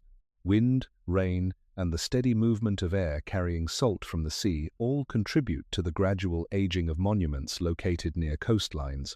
The mausoleum stood exposed on the hillside above the harbor for hundreds of years. During this time, small changes accumulated in ways that may not have been immediately noticeable to those living nearby. Decorative sculptures would have softened as their surfaces weathered. Architectural elements may have loosened or cracked after long exposure to the environment. These early stages did not destroy the monument, but they marked the beginning of a long process of change. The second major factor involved the geological environment of the region. Southwestern Anatolia lies within an area where tectonic movement beneath the earth occasionally produces earthquakes. These earthquakes have affected cities across the eastern Mediterranean throughout recorded history. When the ground shakes suddenly, tall structures supported by columns are particularly vulnerable. Even well-built monuments can suffer serious damage during strong seismic events. Historical evidence suggests that a series of earthquakes struck the region during the medieval centuries. Rather than destroying the mausoleum in a single collapse, these earthquakes likely weakened it gradually. Sections of the upper structure may have fallen first, followed by additional damage during later tremors. Columns could crack or shift out of alignment, causing parts of the roof or decorative elements to collapse. Over time, the monument that had once appeared solid and complete began to break apart into ruins. By the time travelers of the later medieval period visited the area, the mausoleum was no longer the towering structure that ancient writers had admired. Instead, it existed as a collection of large stone fragments and partially standing sections scattered across the site. Yet even after earthquakes had reduced the building to ruins, much of its material remained. This leads to the third factor that shaped the monument's disappearance: human reuse of its stones. In the medieval world, builders frequently reused materials from ancient ruins when constructing new structures. Quarrying fresh stone required time and labor, while abandoned monuments already contained large blocks that had been carefully cut and shaped. The ruins of the mausoleum provided exactly this type of material. When the Knights of St. John began constructing Bodrum Castle in the 15th century, they used many of the remaining stones from the ancient monument. Workers transported marble blocks and architectural fragments from the ruined site and incorporated them into the walls and towers of the fortress. Over the years, this practice gradually removed much of what remained of the mausoleum. The process did not happen instantly. Instead, it unfolded piece by piece as builders selected stones from the ruins whenever additional material was needed. Eventually, very little of the original structure remained visible above ground. What had once been a monumental tomb admired across the ancient world had been reduced to foundations buried beneath the soil and fragments scattered across other buildings. When these three forces are considered together: time, earthquakes, and human reuse, the disappearance of the mausoleum becomes easier to understand. The monument did not simply vanish, it slowly changed form as centuries passed, its stones moving from one structure to another while its memory survived in written descriptions and scattered archaeological remains. In this sense, the mausoleum never truly disappeared. Its materials still exist in the walls of Bodrum Castle, its sculptures survive in museums, and its story continues through the historical records that preserved the memory of a monument once considered one of the wonders of the world. Today, if someone travels to the modern Turkish city of Bodrum in search of the Mausoleum of Halicarnassus, they will not find a towering monument rising above the harbor. The skyline no longer contains the columns, pyramid roof, or sculptural chariot that ancient travelers once described with admiration. Instead, the place where the mausoleum once stood appears quiet and modest. The hillside that once supported one of the most celebrated monuments of the ancient world now contains only the remaining foundations of the structure and fragments of stone that hint at what once existed there. The location of the original monument has been identified through archaeological research carried out during the 19th and 20th centuries. Excavations revealed the rectangular foundation platform on which the mausoleum had stood. These foundation stones remain one of the most important pieces of evidence, connecting the modern site with the monument described in ancient texts. Visitors who walk through the archaeological area today can see the outlines of these foundations, which reveal the scale of the original building, even though the upper structure has disappeared. The platform itself was built from massive stone blocks, placed together with remarkable precision. When archaeologists uncovered these stones, they confirmed that the monument had indeed stood on an elevated base, just as classical writers had described. Even without the towering columns or sculptural decorations that once rose above it, the size of the foundation still suggests the impressive scale of the original building. Standing beside these stones today, it is possible to imagine how the structure once dominated the hillside above the harbor. Yet the remains at the site represent only part of what survived the long history of the mausoleum.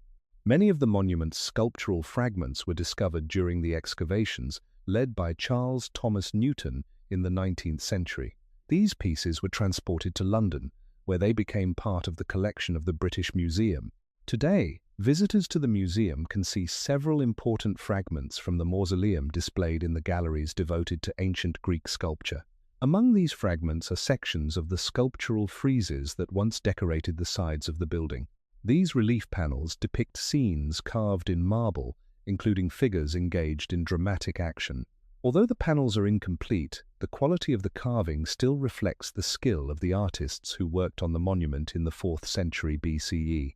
The details of clothing, movement, and facial expressions reveal the artistic traditions of classical Greek sculpture that influenced the decoration of the mausoleum.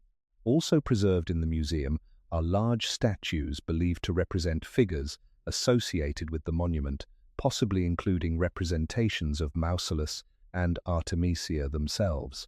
These statues, carved on a monumental scale, show standing figures dressed in robes typical of the period. Although scholars continue to debate their precise identity, they provide one of the closest visual connections to the royal couple, whose tomb inspired the construction of the monument. Another group of fragments discovered during the excavations includes pieces of sculpted horses that may once have formed part of the chariot sculpture described by ancient writers. According to historical accounts, a 4-horse chariot stood at the top of the mausoleum, symbolically crowning the structure. While the original sculpture no longer exists in complete form, surviving fragments help confirm that such a decorative feature once existed. In addition to the remains found at the excavation site and in museums, traces of the mausoleum can still be seen in the walls of Bodrum Castle. Some of the marble blocks taken from the ruins during the 15th century remain embedded within the fortress, constructed by the Knights of St. John.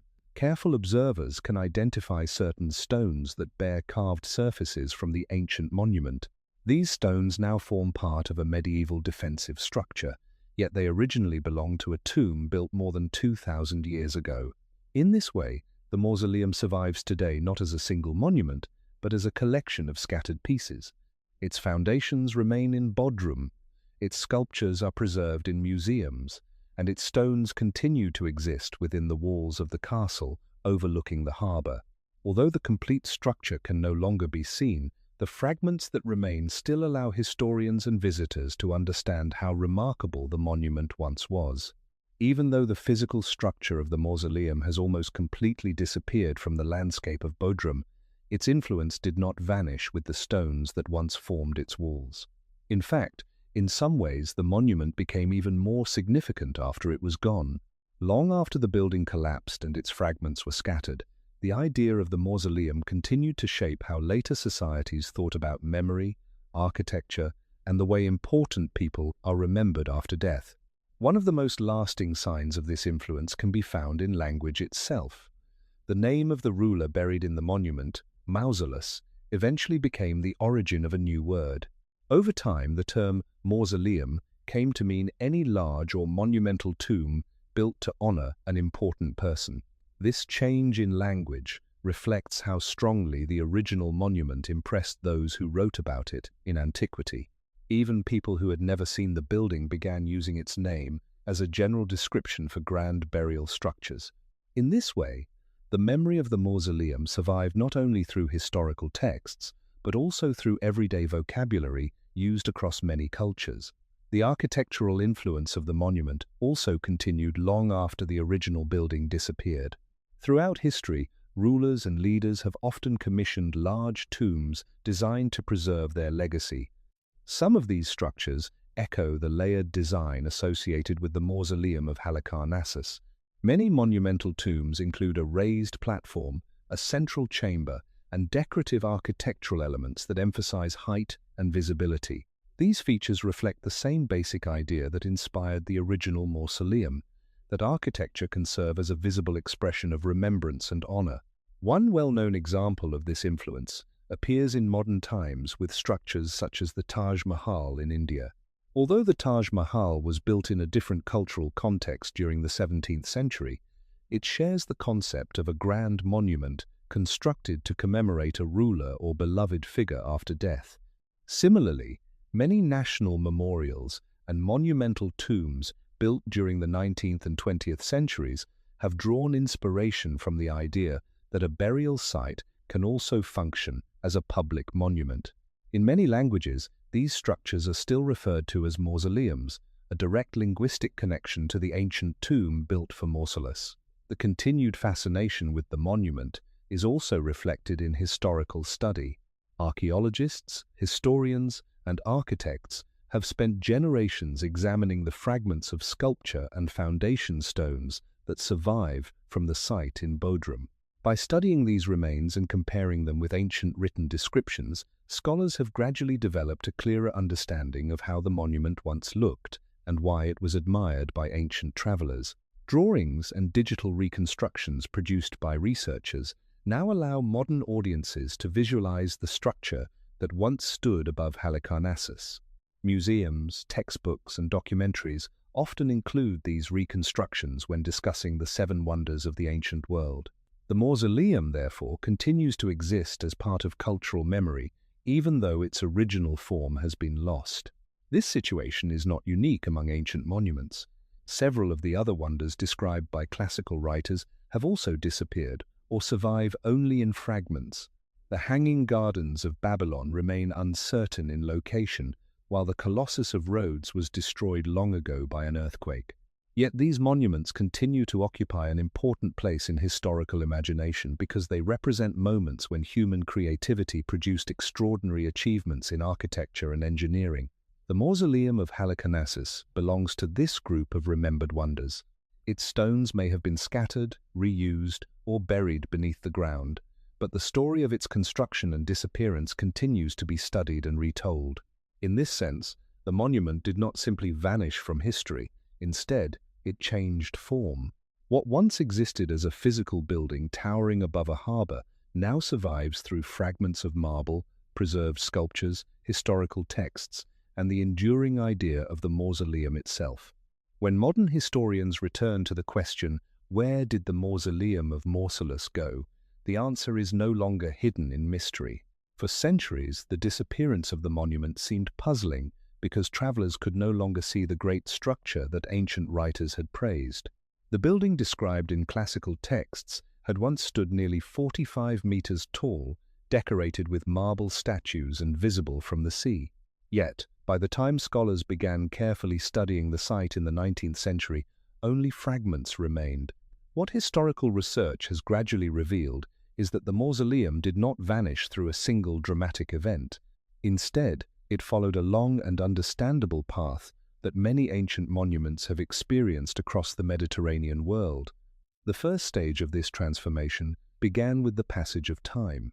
Even the most carefully built structures are shaped by centuries of exposure to the natural environment. The mausoleum stood above the harbour of Halicarnassus for more than 1,000 years. During that time, wind, rain, and seasonal changes slowly affected the surfaces of the marble sculptures and architectural elements. These changes were gradual and may have gone unnoticed by the generations who lived near the monument. Yet over long periods, such weathering weakened parts of the structure and prepared it for more serious damage. The second stage involved the geological instability of the region. Southwestern Anatolia lies within an area affected by tectonic activity, and earthquakes have occurred there throughout recorded history. Historical evidence suggests that several earthquakes struck the region during the medieval centuries. These earthquakes likely caused the most serious damage to the mausoleum. Rather than collapsing entirely at once, the monument probably suffered repeated structural failures over time. Columns could have cracked, upper levels may have fallen, and large decorative sculptures might have been dislodged from their original positions. Gradually, the towering building described by ancient writers was reduced to a field of ruins. The third stage in the disappearance of the monument came from human activity. Once the mausoleum had already been damaged by earthquakes, its remaining stones became valuable resources for builders in the area. When the Knights of St. John constructed Bodrum Castle in the 15th century, they reused many of the marble blocks and architectural fragments from the ruins. This practice was common in the medieval world, where ancient monuments were often treated as convenient quarries for high-quality building material. Over time, the stones that had once formed the mausoleum were carried away and incorporated into the walls and towers of the fortress overlooking the harbour. What remained at the original site were mostly the foundation stones buried beneath the ground. When historians consider these stages together, the disappearance of the mausoleum becomes much easier to understand. The monument did not simply vanish. Instead, it slowly changed form as centuries passed. Parts of it collapsed during earthquakes. Other parts were removed and reused in later construction. Still other fragments remained buried until archaeologists uncovered them many centuries later. In this sense, the mausoleum has not completely disappeared at all. Its stones still exist in the walls of Bodrum Castle, its sculptures survive in museums such as the British Museum, and its foundations remain visible at the archaeological site in modern Bodrum. What has changed is the way the monument exists in the world. It is no longer a single towering structure visible above a harbour. Instead, it survives as a collection of fragments, historical records, and reconstructed images that allow modern audiences to understand the remarkable building that once stood there. Through these surviving traces, the story of the mausoleum continues to answer the question that first began this exploration. The monument did not vanish into nothing. It slowly became part of many different places and many different moments in history. If a traveler stands today at the archaeological site where the Mausoleum of Halicarnassus once stood, the experience is very different from what ancient visitors would have seen. The towering structure described by classical writers no longer rises above the harbour. There are no rows of marble columns reaching toward the sky, no pyramid-shaped roof, and no sculpted chariot visible from the sea.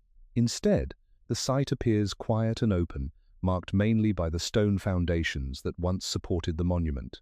At first glance, the remains may seem modest compared with the reputation the mausoleum once held as one of the 7 wonders of the ancient world.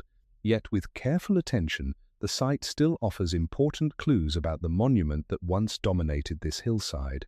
The foundation platform remains the most visible trace of the structure. Large rectangular blocks of stone outline the base of the building, revealing the footprint of the original monument. These stones were placed together more than 2,000 years ago by builders who intended the structure to support an enormous weight. Standing near these foundations today, visitors can begin to understand the scale of the original design. The base alone occupies a large area of ground, suggesting how massive the entire structure must have appeared when the columns, roof, and sculptures were still in place above it. The surrounding area also contains fragments of stone that once formed part of the monument's architecture. Some pieces may appear as broken marble blocks or irregular stones lying close to the ground. These fragments are small reminders of the decorative features that once covered the building.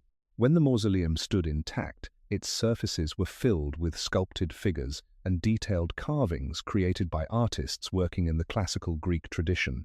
Today, only scattered traces of that decoration remain at the original site, while other pieces have been preserved in museums. To help visitors imagine what once existed here, historians and archaeologists often rely on visual reconstructions.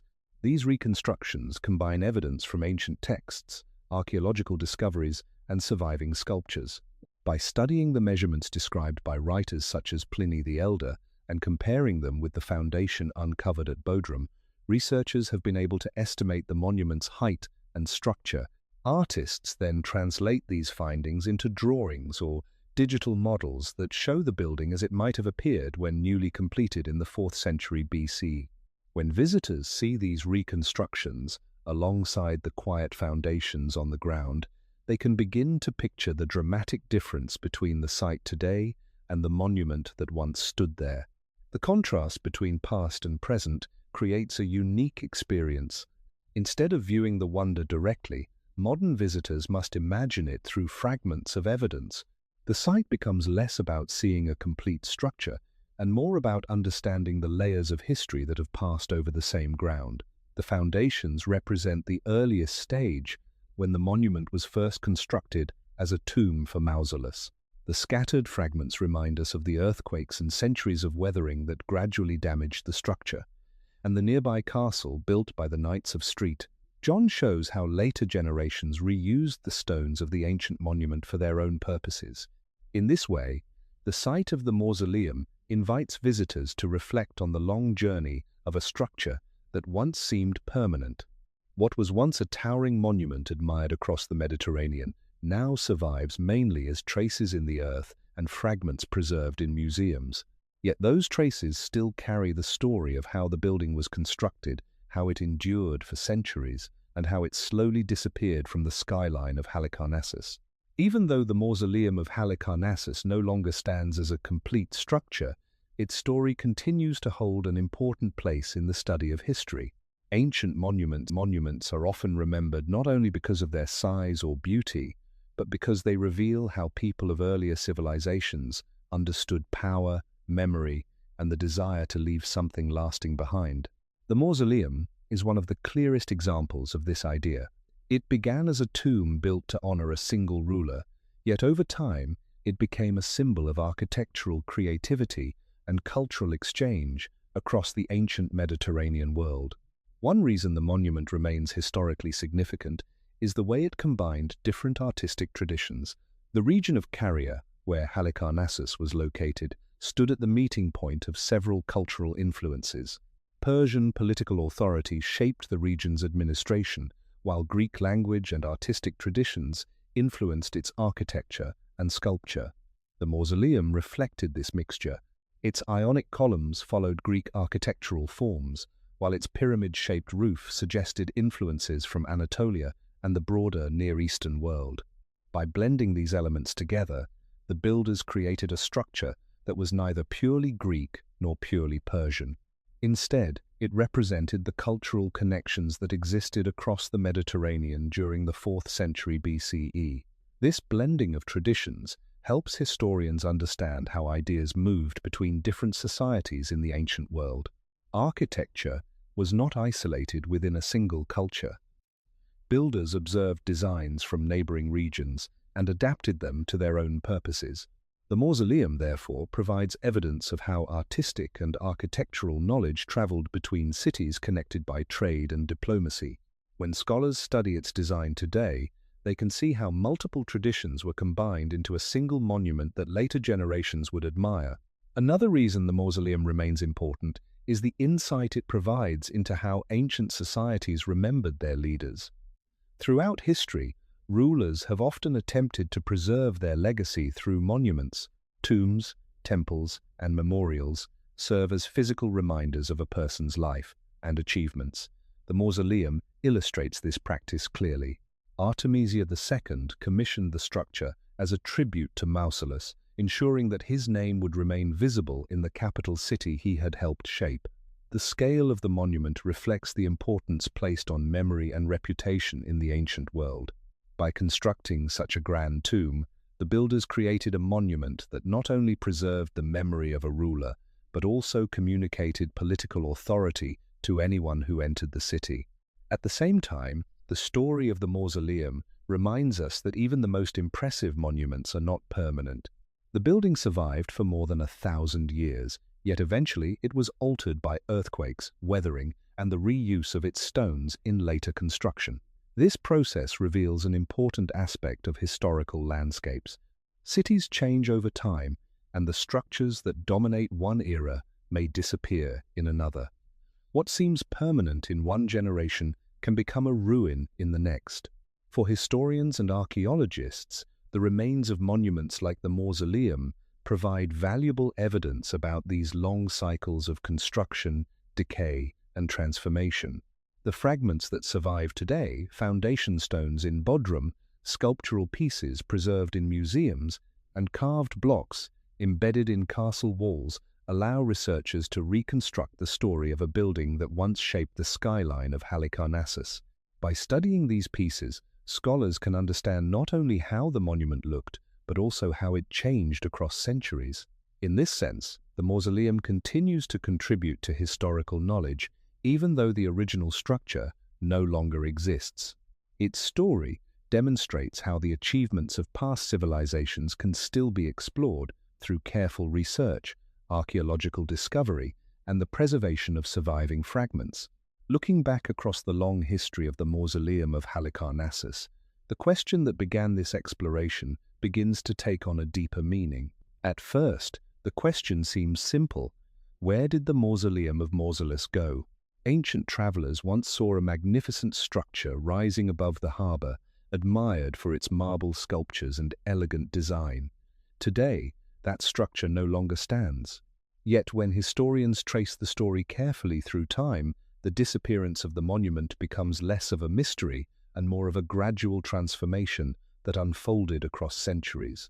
The mausoleum did not vanish in a single dramatic moment. Instead, it slowly changed as the world around it changed. When the monument was first completed in the 4th century BCE, it represented the ambition of a ruler and the skill of artists who combined architectural traditions from different cultures. For many generations, the structure remained exactly what its builders intended, a visible reminder of the life and authority of Mausolus. Travelers entering Halicarnassus saw the monument rising above the city and understood that it marked the resting place of an important leader. In that sense, the building successfully fulfilled its purpose for centuries. Over time, however, the conditions that had allowed the monument to stand unchanged began to shift. The city around it evolved, empires rose and fell, and the natural forces of weather and geology slowly altered the structure. Earthquakes weakened its columns, sculptures fell from their original positions, and sections of the building collapsed. Later generations living in the same place had different needs than those who had built the tomb. Builders constructing Bodrum Castle reused the marble blocks from the ruins, transforming pieces of the ancient monument into parts of a new fortress overlooking the harbor. Through these changes, the mausoleum did not disappear completely. Instead, it was gradually redistributed across time and space. Some of its stones became part of the castle walls that still stand today. Other fragments were buried beneath the ground until archaeologists uncovered them centuries later. Sculptures that once decorated the monument now rest in museum galleries where they are studied and admired as examples of classical Greek art.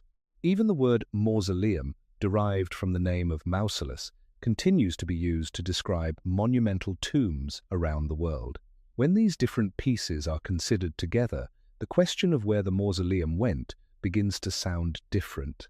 The monument did not vanish into nothing. Its materials, its artistic ideas, and its historical memory simply moved into new forms. The towering structure that once dominated the skyline of Halicarnassus became a set of fragments scattered across landscapes and centuries. Yet through those fragments, the story of the monument remains visible to anyone willing to look carefully at the traces left behind. In this way, The disappearance of the mausoleum reflects a broader truth about many structures built in the ancient world. Buildings may collapse, stones may be reused, and cities may change their names or their appearance.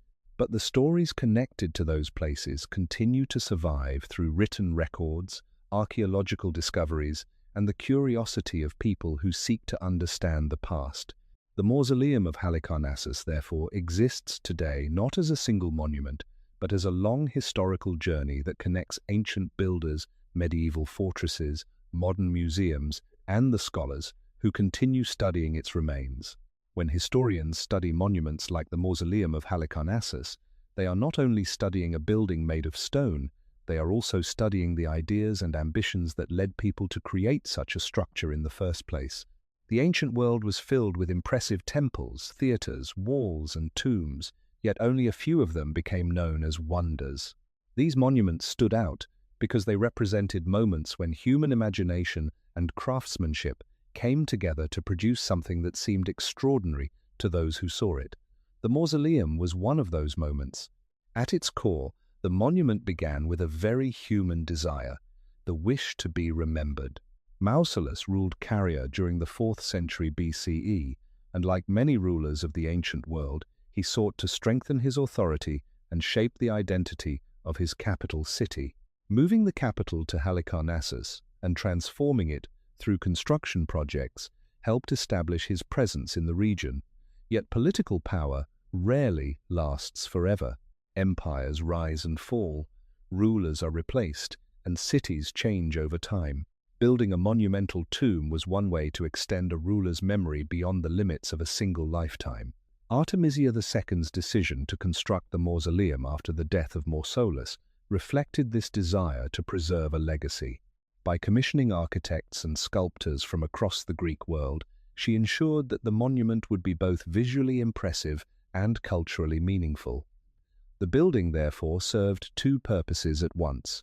It functioned as a burial place, but it also acted as a public statement about power, remembrance, and artistic achievement. Visitors entering Halicarnassus would immediately see the monument rising above the city and understand that it marked the resting place of a ruler whose influence had shaped the region. This relationship between architecture and memory appears in many civilizations throughout history. Across different cultures and time periods, people have built large structures to commemorate individuals, victories, or important events. The mausoleum belongs to this long tradition of monumental remembrance, yet what made it especially remarkable in the ancient world was the scale and artistic collaboration involved in its construction. Sculptors whose work was known across the Greek world contributed to the decoration of the monument, transforming it into more than a simple tomb. It became a display of artistic skill that attracted the attention of travelers from distant regions. Because of this, the mausoleum gradually became known far beyond the boundaries of Caria. Writers included it in lists of remarkable structures that demonstrated the capabilities of human builders. These lists eventually became known as the 7 Wonders of the Ancient World. Although different versions of the list existed, the mausoleum consistently appeared among the monuments that ancient observers considered most impressive. The fact that it was included alongside ichas such as the Great Pyramid of Egypt shows how strongly the monument captured the imagination of those who saw it. When modern historians reflect on these wonders, they often see them as windows into the values of ancient societies. Each wonder reveals something about the culture that created it. The pyramids reflect the religious and political systems of ancient Egypt. The Temple of Artemis demonstrates the importance of sacred architecture in Greek cities. The Mausoleum of Halicarnassus reveals how rulers in the Eastern Mediterranean combined political authority with artistic expression to create monuments that communicated their legacy. Even though the mausoleum itself no longer stands, the questions it raises remain relevant. Why do people build monuments? Why do societies invest enormous effort into structures meant to last beyond the lives of their builders? And why do certain buildings become symbols that later generations continue to remember long after the original structure has disappeared? These questions extend beyond the story of a single monument. They invite us to think about how human beings attempt to leave traces of their lives in the physical world, hoping that future generations will remember them. The Mausoleum of Halicarnassus was one such attempt. For centuries it succeeded in preserving the memory of Mausolus, standing above the harbour as a visible reminder of his rule. Even after the building itself was reduced to fragments, the story of its creation continued to travel through history. When people hear the phrase, "Seven Wonders of the Ancient World," it is easy to imagine monuments that lasted forever. The word wonder itself suggests something almost timeless, a structure so impressive that it seems beyond the reach of ordinary change. Yet the history of these monuments tells a different story. Most of the wonders described by ancient writers no longer exist in their original form. Some were destroyed by earthquakes, others by fire, war, or the slow effects of time. In fact, among the traditional seven wonders, only one, the Great Pyramid of Giza, still stands largely intact today. The story of the Mausoleum of Halicarnassus, therefore, fits into a broader pattern that can be seen across the ancient world. Even the most ambitious buildings eventually face forces that their builders cannot fully control. Weather gradually weakens stone. Earthquakes shake foundations that once seemed unbreakable. Human societies change their priorities, sometimes dismantling older structures to build new ones. These processes unfold slowly, often across centuries, making the transformation difficult to notice within a single lifetime. The mausoleum stood for more than 1,000 years, which in human terms is an extraordinary span of time. Yet in the long timeline of history, even 1,000 years can pass quietly while buildings rise and fall. When the monument was first constructed in the 4th century BCE, its builders may have hoped that it would preserve the memory of Mausolus indefinitely. The scale of the structure certainly suggested permanence. Marble columns, massive foundations, and elaborate sculptures were designed to endure far longer than the lives of the people who created them. For many centuries, that expectation seemed justified. Travelers from the Greek and Roman worlds continued to describe the monument long after its builders had died. Yet permanence is rarely absolute in the physical world. The region where Halicarnassus stood experienced earthquakes that gradually weakened the monument.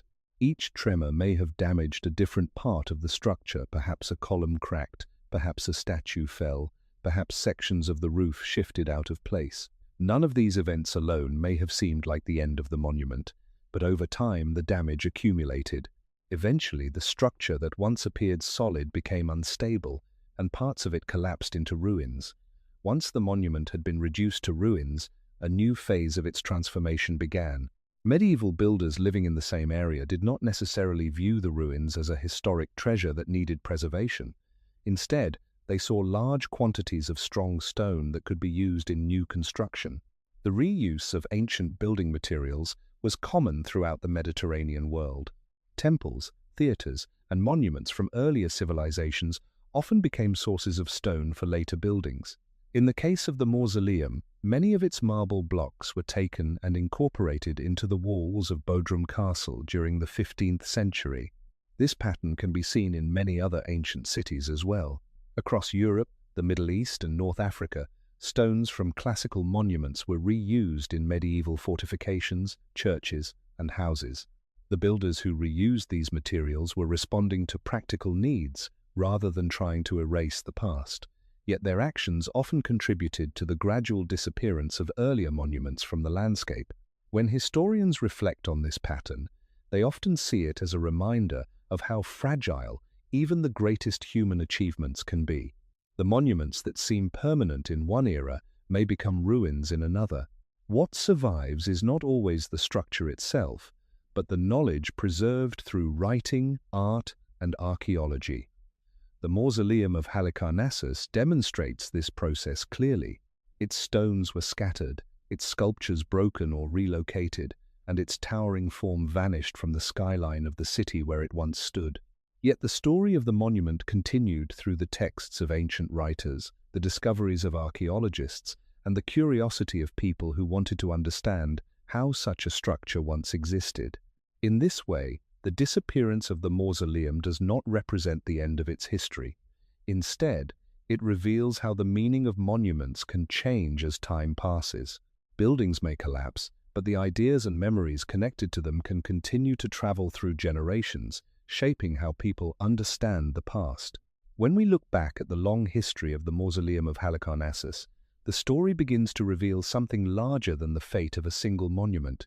At first, the question that guided this journey seemed simple: where did the Mausoleum of Mausolus go? The monument once stood high above the harbor, admired by travelers and celebrated as one of the wonders of the ancient world. Yet over time, it disappeared from the skyline, leaving only scattered stones and fragments behind. The deeper lesson of this story is not only about the loss of a building, but about the way history itself works. Human beings often imagine their creations as permanent. When people build monumental structures, they frequently hope that these works will last forever.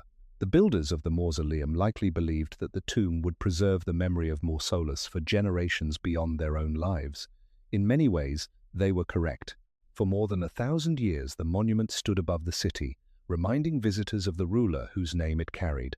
Yet the physical structure eventually changed, weakened by earthquakes, altered by time, and dismantled by later builders who reused its stones. The fate of the mausoleum illustrates an important truth about the physical world. Even the most impressive human constructions exist within a landscape that continues to change. Earthquakes shift the ground beneath foundations. Weather gradually reshapes surfaces carved in stone.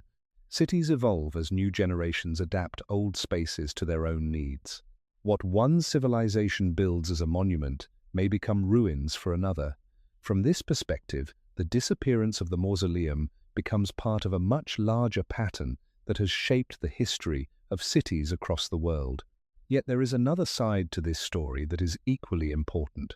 While the physical structure of the mausoleum eventually disappeared, the knowledge of its existence did not vanish. Ancient writers recorded descriptions of the monument, preserving details about its architecture and decoration. Centuries later, archaeologists uncovered fragments of its foundation and sculptures, confirming many of the details found in those texts. Museums now display pieces of the monument, allowing visitors to see the artistry that once covered its surfaces. Even the word mausoleum continues to carry the name of the ruler whose tomb inspired the building. In this sense, the monument achieved something remarkable. Its stones were scattered, its columns collapsed, and its towering form disappeared from the landscape. Yet the idea behind the monument, the human desire to remember and to understand the past, remained strong enough to carry its story forward. Historians, archaeologists, and travelers continue to explore the traces left behind, slowly reconstructing the image of the structure that once stood above Halicarnassus. The story of the mausoleum therefore reminds us that history does not survive only in buildings. It survives in the questions people continue to ask about those buildings. Each generation returns to the past with new curiosity, examining fragments and records to better understand what earlier civilizations created and why those creations mattered. In the quiet foundations that remain in Bodrum, in the sculptures preserved in museums, and in the texts written by ancient observers, the mausoleum still speaks to anyone willing to listen to the story carried through its surviving traces. As the story of the Mausoleum of Halicarnassus reaches its final chapters, it invites us to pause and reflect on the journey of a monument that once seemed almost eternal. More than 2,000 years ago, builders carefully placed marble blocks on a hillside above the harbor of Halicarnassus. Sculptors carved figures from stone with the expectation that their work would stand far beyond their own lifetimes. Architects designed a structure that rose in elegant layers, crowned by a chariot that could be seen from ships approaching across the Aegean Sea. For centuries, their creation succeeded in exactly the way they intended. The monument stood as a visible reminder of Mausolus and the city he ruled. Travelers admired it, writers recorded it, and its reputation spread across the Mediterranean world. Yet history rarely follows the expectations of those who build monuments. The same forces that shape cities also reshape the structures within them. Earthquakes weakened the mausoleum's columns and caused sections of its roof to collapse. Time softened the edges of its sculptures and gradually eroded the details carved into marble. Later, generations reused its stones to build new walls and towers overlooking the harbor. Piece by piece, the monument changed until the great structure described by ancient travelers was no longer visible above the city. From one perspective, this story might seem like a tale of loss. A wonder admired by the ancient world has disappeared, leaving only fragments behind. But another perspective reveals something more enduring. The builders who created the mausoleum hoped to preserve the memory of Mausolus, and in many ways they succeeded. Even though the monument itself no longer stands, the story of its construction continues to be told. The name of Mausolus survives in the word mausoleum, which is still used today to describe monumental tombs across many cultures. The fragments of sculpture recovered from the site are studied by historians and admired by visitors in museums. The foundations uncovered at Bodrum allow modern observers to understand the scale of the structure that once rose there. Through these surviving traces, the monument continues to fulfill its purpose as a place of remembrance. The story of the mausoleum also encourages us to think about how human beings interact with the past. Every generation inherits landscapes shaped by earlier civilizations. Some structures survive intact, while others appear only as ruins or scattered fragments. Understanding these remains requires patience and curiosity. Archaeologists study the stones left behind. Historians compare written descriptions with physical evidence. Slowly, through careful research, a clearer picture of the past emerges. In this way, monuments that once seemed lost can still teach us about the societies that created them. The Mausoleum of Halicarnassus, therefore, reminds us that history is not preserved only through complete structures. Sometimes, the most meaningful lessons come from fragments and traces that require interpretation. The scattered stones, the sculptures in museums, and the surviving texts all form parts of a larger story that connects the ancient world with the present. When we look at these pieces together, we begin to understand not only what the monument once looked like, but also why it mattered to the people who built it. And perhaps most importantly, the story encourages us to recognize the responsibility that modern societies carry when it comes to preserving the remains of the past. The monuments that survive today, whether large or small, are part of a shared human history that future generations will inherit. Protecting these traces allows the stories connected to them to continue being explored, understood, and remembered. As we continue reflecting on the story of the Mausoleum of Halicarnassus, it becomes clear that the monument's true legacy is not only found in stone, but in the way it connects different moments in human history. The building that Artemisia II commissioned in the 4th century BCE was intended to honor a ruler and preserve his memory within the capital he had shaped. For centuries, that purpose was fulfilled in a very direct way. The towering tomb stood above Halicarnassus, visible to sailors approaching the harbor and to residents moving through the streets below. It served as a reminder of the ruler whose name it carried and of the artistic vision that brought the structure into existence. Yet over time, the monument began to change in ways its builders could not have predicted. Earthquakes damaged its columns and sculptures. Weather gradually softened the details carved into marble surfaces. Later generations living in the same place adapted the landscape to their own needs, reusing the stones of the monument to construct new fortifications overlooking the sea. These transformations illustrate a pattern that appears repeatedly throughout the history of cities. Every generation inherits structures built by those who came before, and each generation makes decisions about how those structures will be used, preserved, or altered. The ruins of the mausoleum, therefore, became part of a larger story about how societies reshape the environments they inherit. At the same time, the continued study of the monument demonstrates another important aspect of history. Even when a building disappears from the skyline, the evidence it leaves behind can still guide our understanding of the past. The foundations uncovered in Bodrum reveal the scale and layout of the structure. Sculptural fragments preserved in museums show the artistic skill of the craftsmen who worked on the monument more than 2,000 years ago. Ancient texts written by observers such as Pliny the Elder preserve descriptions that help historians reconstruct the monument's design. Each of these pieces contributes to a broader effort to understand how the mausoleum once looked and why it became one of the most admired structures of the ancient world. The process of studying these fragments also reminds us that knowledge about the past is rarely complete or immediate. Historians often work with incomplete evidence, comparing different sources and carefully interpreting the information that survives. In the case of the mausoleum, centuries passed before archaeologists could confirm the location of its foundations and begin assembling the fragments of sculpture associated with it. Even today, researchers continue to examine the remains, refining their understanding of how the monument was constructed and how it changed over time. This ongoing work demonstrates that the study of history is not only about preserving what is already known, it is also about continuing to ask questions and explore the traces left behind by earlier civilizations. The mausoleum, therefore, continues to contribute to human knowledge long after the original building disappeared. Through the efforts of historians, archaeologists, and scholars, the fragments of the monument have been transformed into a clearer picture of the past.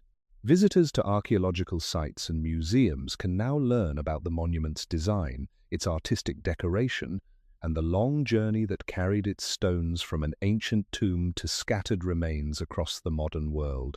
In this way, the legacy of the mausoleum extends far beyond the lifetime of the ruler it was built to honor. It has become part of a larger story about how human societies remember, reinterpret, and rediscover the achievements of earlier generations. As the story of the Mausoleum of Halicarnassus gently comes to its final moment, the question that guided this entire journey remains quietly in the background. More than 2,000 years ago, a monument rose above the harbor of an ancient city. Travelers approaching by sea could see its marble columns catching the sunlight. Sculptures carved by skilled hands stood along its sides, and a chariot crowned its summit. For generations, that structure seemed almost permanent, a symbol of memory carved into stone. Yet time has a way of reshaping even the most impressive creations. Earthquakes shifted the ground beneath its foundations. Winds from the sea slowly softened the edges of its sculptures. Builders in later centuries carried away its stones to construct new walls and towers overlooking the same harbor. Gradually, the monument that once defined the skyline of Halicarnassus faded from view. And yet, something curious happened along the way. The building disappeared, but the story did not. Pieces of marble found their way into castle walls. Sculptures traveled to museums where visitors still paused to study their carved surfaces. Written descriptions preserved in ancient texts continued to carry the memory of the monument through centuries of change. Even the name of the ruler buried there, Mausolus, became part of language itself, giving the world the word mausoleum in this quiet way. The monument achieved something its builders may never have fully imagined. The physical structure did not last forever, but the idea behind it continued to travel across time. It moved from stone to story, from ruins to scholarship, from the harbor of an ancient city to the curiosity of people living thousands of years later. The Mausoleum of Halicarnassus no longer stands as a single towering building above the sea. Instead, it exists as a collection of traces scattered across history, foundations resting quietly beneath the ground in Bodrum, sculptures preserved in museum galleries, words written by ancient observers, and the questions that continue to guide those who explore the past. Perhaps that is the quiet lesson left behind by the monument. Human beings build structures in the hope that they will last forever. But what often lasts longer than stone is the desire to remember and to understand the stories connected to those structures. Long after the marble blocks have been moved and the columns have fallen, the curiosity that leads people to ask questions about the past continues to endure. And so the question that began this journey remains gently open, drifting like a thought carried on the evening air above the ancient harbor. If a wonder once stood there for centuries, where did the Mausoleum of Mausolus truly go?